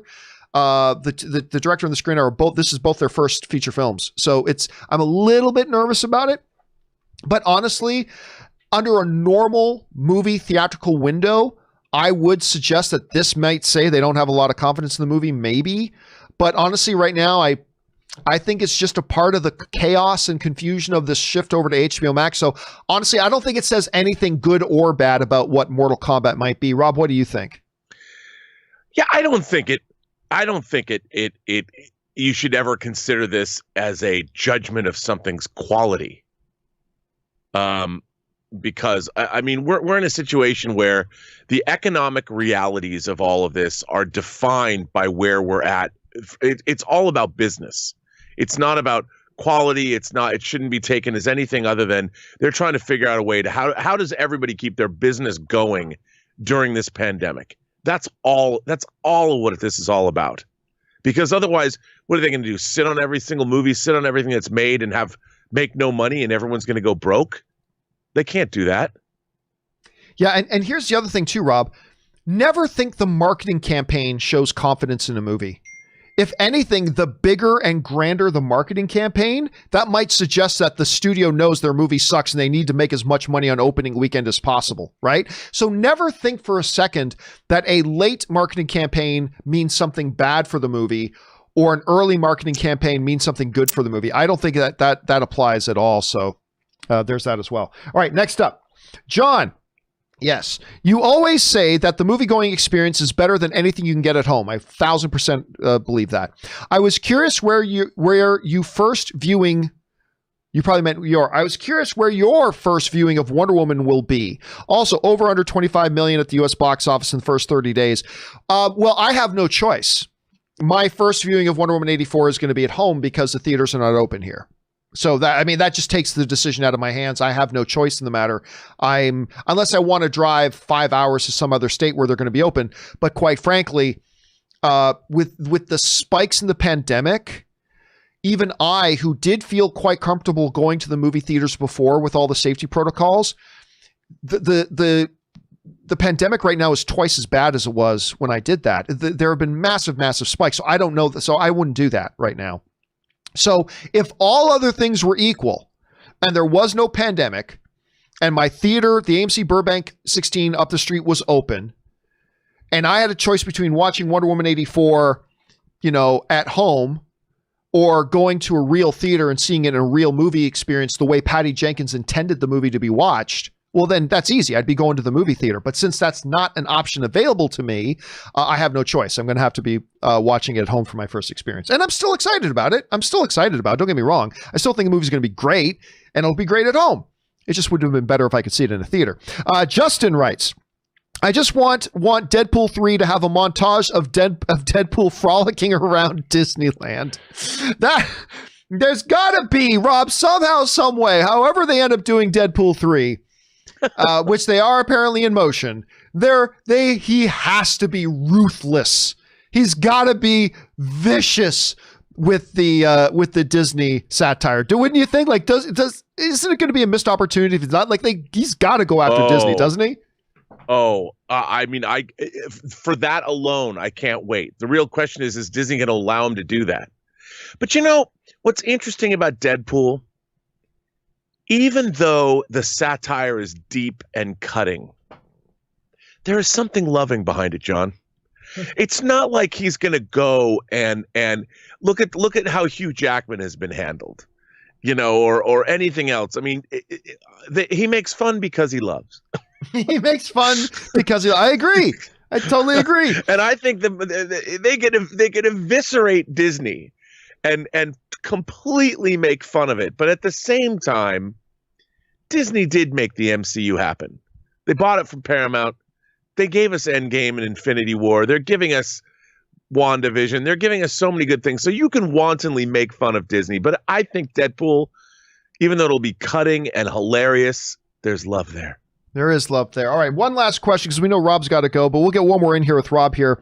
Dylan's Dialogue writes, Hey, John and Rob, just saw your documentary and it was very insightful and entertaining. Thank you so much for checking it out, Dylan. I appreciate that, man. I love seeing Rob in the movie. Between vibranium, Valerian steel, adamantium, and Beskar, what fictional metal comes out on top? Thanks, and bring on the stiffies. # Spike Lee. I've got a stiffy. The musical, of course. To me, that's easy. That's no question there. Adamantium. I think that is a clear, easy winner. It's definitely like Beskar is great, but Beskar clearly can get severely beat up. But yeah, it's Adamantium. Rob, in this geek sphere fantasy battle, what's the metal that comes out on top? I am with you 100%. I mean, Valerian steel is great to make a sword out of, but would you want it lining your bones? I would want adamantium every day of the week and twice on Sunday. Yeah, to me, that's a no-brainer. Anyway, great question, though, Dylan's Dialogue. Thanks for bringing the geekiness. But Rob, speaking of bringing the geekiness, thank you for being here today, my friend. We know you got to go. But in the meantime, where can people follow you and your adventures online? You can find me on Instagram at Robert Meyer Burnett or RM Burnett, and find me on Twitter at Burnett RM, and of course find me on my own YouTube channel, The Burnett Work, where there's a lot of movies that are being posted for the first Intergalactic Imagination Connoisseurs Film Festival. You people have done me proud with all the work that you've sent in, so thank you for that. All right, Rob, thanks a lot for being here, man, and we'll talk to you later, my friend. Have a good one. Yep. All right, guys, that is the one and the only, the great Mr. Robert Meyer Burnett. Let's keep going, though. We still got some time here, so let's get through a bunch more of your questions. Next one up comes to us from Jesse, who writes, I nicknamed my first car after the Milano from Guardians of the Galaxy, which was, of course, named after the actress Alyssa Milano. Then Milano in the movies got destroyed, and shortly after, my car was crushed by a tree. I nicknamed my new car after the Razor Crest, and now I'm getting kind of nervous. Man, that was my gasp moment, that one. At first, I couldn't believe they destroyed the Razor Crest. Like, at first, I'm like, I can't believe it. I gasped out loud. Like the same way I gasped out loud when Baby Yoda ate the egg. I gasped out. Yeah, but when you thought about it, though, the Razor Crest had the living crap kicked out of it, right? The Razor Crest at that point was being held together with duct tape and spit, really. So I guess it was time for it to go, but yeah, I was completely floored by that. I would keep a close eye on your car, though, man. Hopefully the pattern doesn't follow through. All right, next up, Garden Variety Vagabond writes, 1 of 4. Hey, John and team. For those looking for new/old espionage excellence, try a history of espionage by watching spy shows by episode release date, starting with Danger Man in the 1960s, which had Ian Fleming as a collaborator before 007 hit the screen. Next, blend in the Avengers. I did try. I watched some old reruns of the Avengers when I was a kid. From 1961, Ian Fleming ate it again. Then mix in The Saint 1962, starring Roger Moore, which later went on to have a big screen version of it with Val Kilmer. Don't forget about that. Saint starring Roger Moore. In 1964, Danger Man was rescued from having been canceled as Secret Agent Man with the iconic intro music. Secret Agent Man. Next, America joins in with The Man from U.N.C.L.E., which again, by the way, was a fabulous movie adaptation with Armie Hammer and Henry Cavill. It's totally underrated. Go see that movie. It's so good. In 1964, followed by The Girl from U.N.C.L.E. in 1966. At the same time as getting a history in Spy TV, you will get a history of the transition from black and white to color filming. For extra awesomeness, watch the Sean Connery Bond films in your timeline as well. You will notice many Bond actors previously played roles in these iconic 1960s shows. Miss Moneypenny, Blofeld, MQ, Tracy Bond, Pussy Galore, and many, many more. That is a great rundown there, Garden Variety. That is an excellent, excellent rundown. And all of these shows obviously were before I was born and before my time. But when I was younger, I would watch a bunch of these with the reruns and syndication. I would watch a bunch of them when they would come on, including I would see some the two ones that I watched most out of the ones that you've listed were Man from U.N.C.L.E. and The Avengers, which they did with Sean Connery later on. Sean Connery did the Avengers movie because he lost a bet. True story. You should go look it up. It's pretty. I believe he lost a golfing bet, and so he agreed to be in the movie. Anyway, that is a great rundown. Well done and well researched. Look at it's also our community members spreading out some good knowledge, goodness for all. That is great, and a great kind of what's the word I'm looking for? What is the word you used in school? Curriculum. That's a great curriculum you just laid out for the old spy stuff. Well done, Garden Variety. All right, next up. Neo Braveheart writes, 1 of 2. Now that Disney and Warner Brothers has driven the nail in the coffin for movie theaters, do you believe it will be a more favorable move for Amazon to buy AMC, create a movie studio under the AMC label, a recognizable brand, install Amazon automatic payment systems found in Amazon grocery stores, which you have said you like very much, and create exclusive movies that you can see in an AMC Amazon Experience Center or theater? The more things unfold, the more this idea seems like a good move. Listen, Neo Braveheart, I loved the idea before. 5 months ago, I loved the idea of Amazon buying AMC. To me, for all the reasons you just beautifully articulated, there was just a beautiful synergy between Amazon, which was becoming more and more of an entertainment company as well, and AMC theaters, which really needed the financial buyout. And yeah, by the way, I love Amazon stores. Now, granted, full disclosure, half of my household income comes from Amazon because my wife is a senior person over at Amazon. So just full disclosure there. But I love the Amazon stores. Like Amazon just launched a couple of grocery stores in LA, and they have this thing that is so great. They have these smart carts, like grocery carts, right? But they're covered, the edges are covered with these cameras and sensors. So what happens is I go in, I get my smart cart, and it's got a screen on the front, and I scan my Amazon code on it. So now it knows, okay, it's John Campea's got this thing. And then I go through the grocery store, and whenever I drop something in the grocery cart, the cart scans what is being dropped in. So it keeps a running list on the screen of all the things I've got in my cart. And then when I'm done, I just roll the cart through this line. I just walk through this aisle with it, and it knows to check me out automatically. And it charges my Amazon account for all the stuff that I have in my grocery cart. Then I just pick up everything in a bag and walk out. I don't have to do a checkout line. I don't have to do anything. It just does it all automatically. I love the idea of being able to go to an Amazon-owned AMC theater and just scan my Amazon account as I walk in and tell it what movie I'm there to see. And it charges me what I need, what I want. And then just use the same app to like, hey, I picked up a soda and a popcorn. It just automatically knows, and it just charges my Amazon account. Super convenient. Boom, boom, boom. All the finances involved with Amazon, adding the name. The problem is we're not in the same world we were 5 months ago. The problem is now the theater industry is in real trouble. Amazon can own a theater, but what content will they have to show? You can't just show your own content. That's not going to generate, you're not going to be able, it's not financially viable to operate these giant temples of movies on the revenue you'll get just from people coming to see the Amazon produced content. You got to have content from Disney and Warner Brothers and Sony and Universal and all that kind of stuff. And that content just isn't going to be there. So while I loved the idea passionately before, it's just something I don't think would work now, unfortunately. But who knows, man? I hope you're right. I hope you're right. Okay, next up. Hot Quality Content writes, filmmakers won't be incentivized to push boundaries of what we see on screen anymore. IMAX, 8K, super high frame rates like the Avatar sequels, useless post-COVID. I mean, hell, what's stopping studios from saving a buck and shooting everything on an iPhone? Listen, that has been my biggest concern about the transition to the streaming medium has been, look at Disney Plus right now. They got 73 million subscribers with zero premium new content. They did season 1 of Mandalorian, and they put out Hamilton. That's it. As far as premium original content goes, there's a lot of filler content, but as far as premium original content goes, that's it. And they still got 73 million subscribers. What that tells me, and what makes me a little bit nervous, is that once they get all these subscribers, they'll just go, we can cut back. We don't have to put all that much money into what we're making. We don't have to worry too much. Just as long as 2 or 3 times a year we put out something great.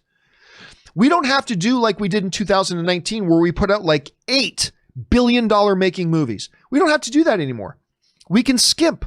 We can cheap out. We don't have to put as much energy and effort into it as we did before.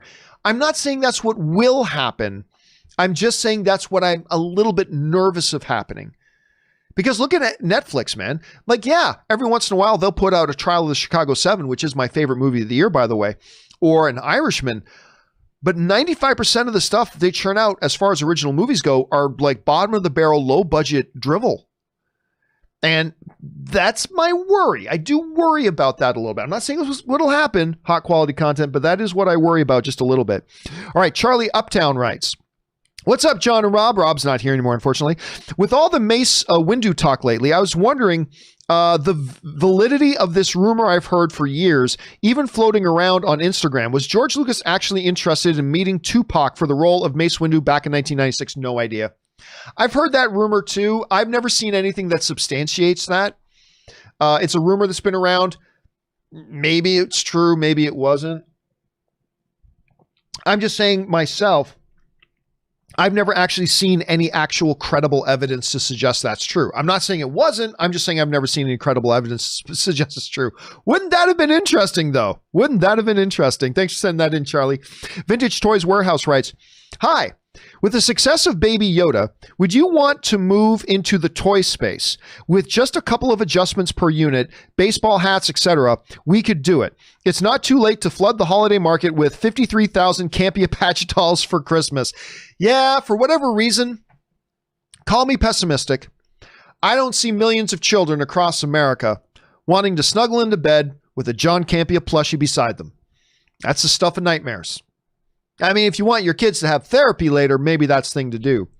And give it kind of like weird, mean-looking eyes. It's just always staring at them. I don't know. Yeah, I don't think that's the $1 billion idea, Vintage Toys. I don't think that'll be the $1 billion idea. Now you're all going to go to sleep with the vision of a plushy John Campea looking at you like that.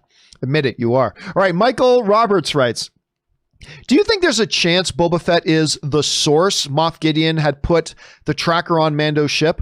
Maybe that's how Boba found Mando and Baby Yoda. We don't call him a Grogu on the John Campea Show. At the Jedi Temple, he and Jango both worked for the Empire before. No. They already made it clear in the show that mechanic, that alien mechanic, is the one that put the tracker on the Razor Crest. It was not Boba Fett. They made it very, very clear, because even on Moff Gideon's ship, that Imperial officer was talking to that same alien who was confirming that, yep, they put the tracker on and he still has the asset, right? So no, it was not Boba Fett. It was that alien mechanic. I mean, they could always twist it a little bit later if they wanted to. They could always twist it a bit, but they made it pretty clear that that was the case. So I don't expect so, Michael. Good question, though. James Argento writes, looks like Mando is setting up a 7 samurai finale with Din, Cara Dune, Boba Fett, Fennec, Mayfield, Greef, Bo, and crew meet during the mission, and Appa and Filoni in their X-Wings. I also think there is a 10% chance we could see Jedi answers Grogu's call and helps him. Oh, listen. Grogu sent out this massive signal, right? Baby Yoda sent out on that little rock, sent out the massive blue light special into the universe, right? Somebody's answering that call. Somebody's answering that call. Before this past week's episode, I thought there was a chance nobody shows up. I don't think that's on the table anymore. Somebody is showing up. Who? I'm not sure yet, but somebody is showing up. And how many of those will be there? Will Greef be there? I don't know. Will Bo-Katan show up? I don't know.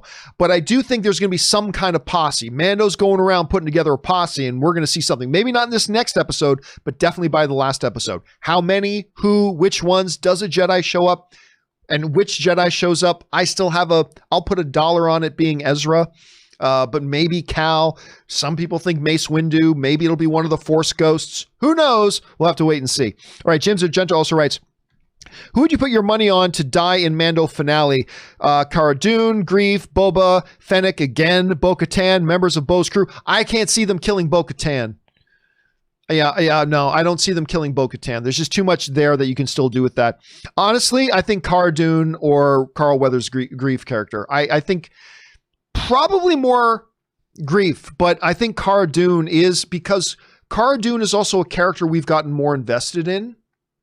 And that would make her death more impactful narratively. And that's why I actually think there's maybe a not Fennec. Yeah, maybe, but that won't do anything. She was a 1 episode thing. She's already died once. Now she's back. Wouldn't have that big of an impact. But Cara Dune, that would have a big emotional impact. So I would put it on either her or Carl Weathers. Either Gina Carano or Carl Weathers. That's where I would put but I'm not certain of that. I'm just guessing out loud. All right, Caleb writes, just saw Mank. I watched Mank as well the other day. Holy shit, that was incredible. Oldman is fantastic, and I didn't know Seyfried had that in her. All the technical stuff was out of this world, especially the production, design, cinematography. Did you see it? What did you think of it? I really liked Mank. I did. I was not as blown away by it as some other people are. But it was really good. And Gary Oldman is incredible in it. And also Charles Dance, is that the dude's name? Who was the patriarch Lannister in Game of Thrones? Charles Dance is always great. Even in that Godzilla movie last year, Charles Dance is always great. And the Orson Welles character was fantastic.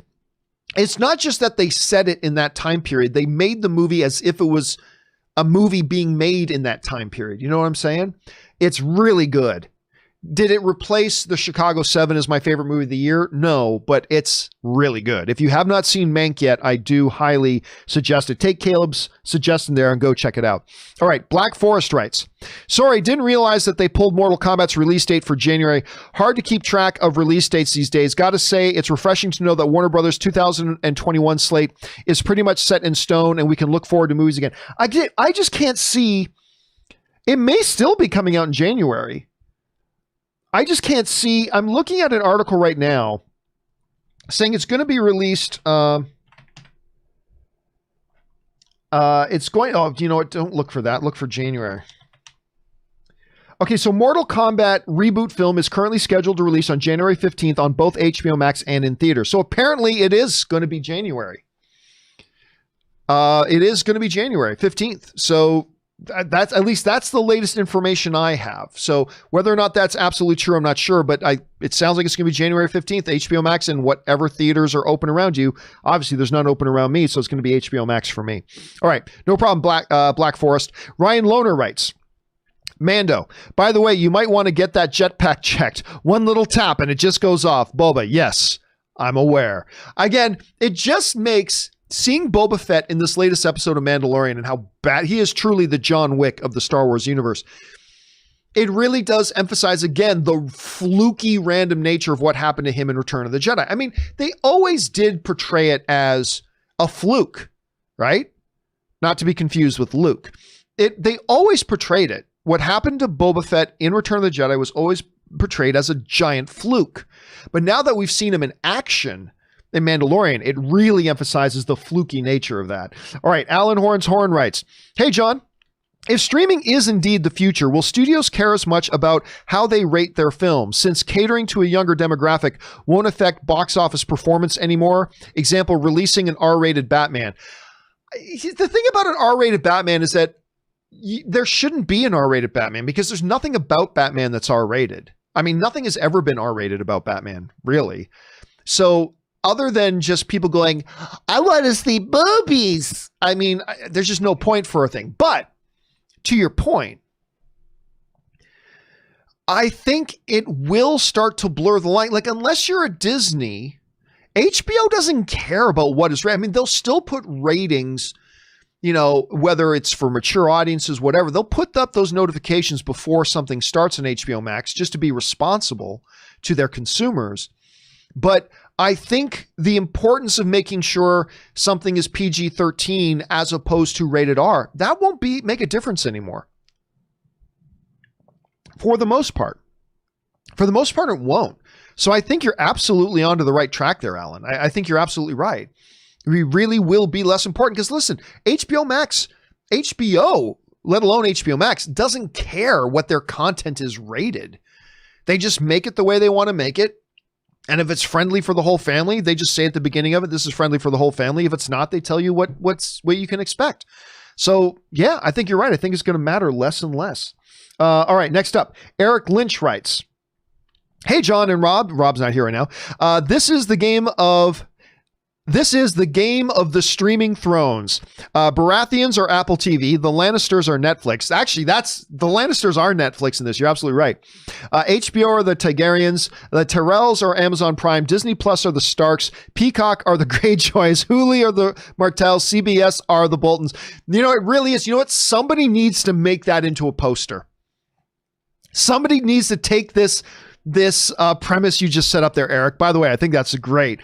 Somebody needs to take this premise that Eric just gave us and make that into an actual poster.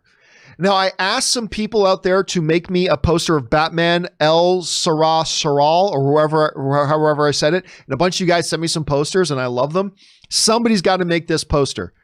The game of streaming thrones with all these families represented by the streaming platforms. Well done, Eric. Well done. Eric also writes, I know this is probably the wrong question to ask, but do you think the Grammys should happen in 2021? The Grammys have released their nominations for 2021. There has been a lot of good music this year, but should the show move to 2022? Honestly, the difference between the Grammys, though, and the Oscars is the fact that the movies seriously had a major limitation in how many movies could actually come out this year. That's why I don't think they should have the Oscars this year. It looks like they will do the Oscars. I really don't think they should. I think it's asinine to do the Oscars this year. They definitely should not be doing the Oscars with a live studio audience. That's just mixed messaging. That's just being tone deaf. That is just utterly ridiculous and stupid that they're doing it. The Emmys did a really, and I'm not a big Emmys guy, but the Emmys did a fabulous job of doing a remote Emmys awards, right? They did a lot of it over Zoom. They had a couple people in a studio, but then everybody else was accepting via Zoom. It was done really well, all things considered. All things considered. The Grammys, there was nothing interrupting the music industry this year. So all the music came out.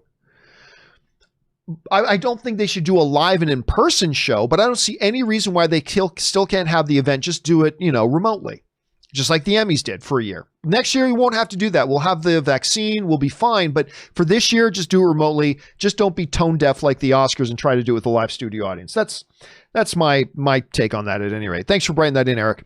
All right. Eric also writes, this is my first question. I have been a silent listener since 2017. Well, thanks for being around for that long, Eric. Do you think movie studios will evolve in the future like tech has? Will involve? Do you mean evolve? For example, I could only dream movie theaters having VR in the theaters that you put on. No, I don't see that. Somebody else wrote in and asked me about that this weekend about, is VR headset theaters the way of the future? I don't think so. I really don't think so. Why would I go to a movie theater and then isolate myself from everybody else there? Like, the reason I love going to the movie theaters for that magic of being in that room with, like, physically there with all these people. I don't see why I would bother going to the movies if the first thing I'm going to do is slap on something that isolates me from everybody. That takes away part of the reason you go to the theaters, right? So no, I don't see that being a part of the solution, Eric, to be honest with you. I just don't see it. And by the way, I'm one of these VR headset pessimists.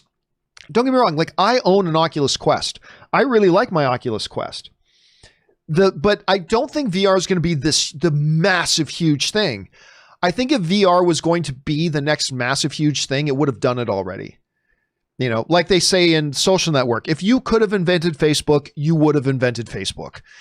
If VR headset stuff was going to be the next big, huge thing, it would have done it already because they've been working on it for years. And don't get me wrong, I think there's a place for VR and stuff like that. I have an Oculus Quest and I quite enjoy it, but I don't see myself watching movies wearing it on my head. But that's just me. Maybe, who knows? Other people could feel differently. What do you guys think about that? Do you think the idea of watching a movie with a headset on is a fun idea? Maybe you do. Let me know. Maybe I'm in the minority on this one. It wouldn't be the first time. Chris writes, hey, John, love all that you do. Thank you so much, Chris. I just started watching The Queen's Gambit, and it's incredible. I really wish we would have gotten to see Heath Ledger's take on it, but I'm glad it got adapted regardless, and a good adaptation too. Thanks, and have a good one. Yeah, so a lot of people don't realize, and I only found out about this myself recently, was that before Heath Ledger died, a movie version of Queen's Gambit was going to be his directorial debut. Heath Ledger was going to direct Queen's Gambit as a movie, not as a series. I think we probably ended up with something better, but yeah, it would have been, look, there's so much stuff I would have loved to have seen Heath Ledger do that we never got to see him do, which only adds to the tragedy of it. But yeah, his take as a director, and I don't know, maybe he would have been the worst director in the world. Maybe he would have been the best director in the world. Who knows? But it would have been interesting to be able to jump into a different reality and see what Heath Ledger's Queen's Gambit would have looked like. Interesting take on that, Chris. All right. Only got time for a couple more here, guys. Carter writes, I know this sounds weird, but for me, it's not even the actual experience of being in a movie theater I'll necessarily miss the most. It's the feeling of excitement that blankets the whole day from the moment I wake up to knowing I get to go see a movie tonight. Listen, Carter, I've been saying that forever, right? To me, I've said this for years. Every day that I wake up, that I know I'm going to a movie theater later that day is just a good day. I wake up with a smile on my face. I'm in a better mood all day, every day that I would wake up knowing at some point today, whether it was a press screening or going out with my friends to a movie tonight, or just me and Ann having a date night or whatever, every day that I would wake up knowing I'm going to the movies that day just made it a better day. So I'm with you on that. I totally feel on that, Carter, because I'm in the exact same boat as you. All right, the Wakandan Forever writes, one of two. It has officially been a year since I started watching and supporting the show. Oh, really? Good to know. It feels like you've been around forever, man. Writes, I have to thank you and the community for being there for me. It has been a really hard year, especially with the passing of Chadwick Boseman, King T'Challa. It really affected me. I must confess to my everlasting shame, I even considered changing my online name as the Wakandan after his passing. It hurts so much. No matter how bad the days go, your show for 2 hours gives me something to look forward to. Thank you. Oh, man, thank you so much for that, Wakanda Forever. And, you know, it's one of the great things about the film fan community in general, right? I've talked about this all the time, but movies and the fan community that surrounds it are so important, and they're so vital. Like, even in the midst of all the crap, to be able to get together with other film fans and just talk about and speculate about and cheer about movies, or to watch a movie or something like that. It's just that oasis that we really need sometimes. And we as a species are storytellers, and we get to celebrate those stories. And anyway, it's just as much because of the community that surrounds the show as it is, you know, Rob and I, or Aaron and Ray putting on the show. So thank you so much for that, Wakanda Forever, for your kind words. And we're glad that you're a part of our community. All right, last one up, guys. Anonymous writes, John, what do you think of the Brie Larson in talks for Hobbs and Shaw 2? It's a bullshit rumor. Don't listen to it. I heard this, and it's in a few articles. To be honest, if it's true, I would actually be hyped for Hobbs and Shaw 2. Listen, Brie Larson is an Academy Award winning actress. Obviously, if you add her to something like Hobbs and Shaw, it's going to be great. It would be great. However, the report is bullshit. Unless I'm incorrect, from what I can tell, the story came from, you guys know, WeGotThisCovered.com, which is the ultimate bullshit site out there. So because of that, unless it came from somewhere else and We Got This Covered also just repeated what they heard from another site. But from what I can tell, the story originated from WeGotThisCovered.com, which is a complete bullshit site. So just ignore it. Yeah, pay no attention to it. But in theory, had it been real, it'd be something I would really look forward to. So that would just be me. All right, guys, listen. There are still more questions we didn't get to here from Matthew Denton, Chago Minion, Thomas97, and a few others. Do not worry, guys. We are going to start off tomorrow's live questions part of the show by starting with yours. These ones we don't have time to get to right now, we will start off with yours. Don't worry. You sent them in and supported the show. Your questions are going to get answered in a proper video. So just make sure you tune in tomorrow and check that out. And guys, that'll do it for today's installment of the John Campea Show. Thank you so much for being here. Thank you to Robert Meyer Burnett for bringing his grace and glory to the show. Thank you to all of you guys for making this show a part of your day. And a special thank you to all of you guys who sent in those live questions, because number one, you gave us great fun things to talk about. But number two, you supported this show as you did it. And all of us here, thank you very, very much for that. Don't forget, guys, we're going to be back again for another installment tomorrow. Please come back and join us then. That'll do it for me for now, guys. Thanks a lot for being here. Do the four main things. Stay smart, stay safe, take care of yourselves, and please take care of the people around you. My name's John Campea, and until next time, my friends, bye-bye.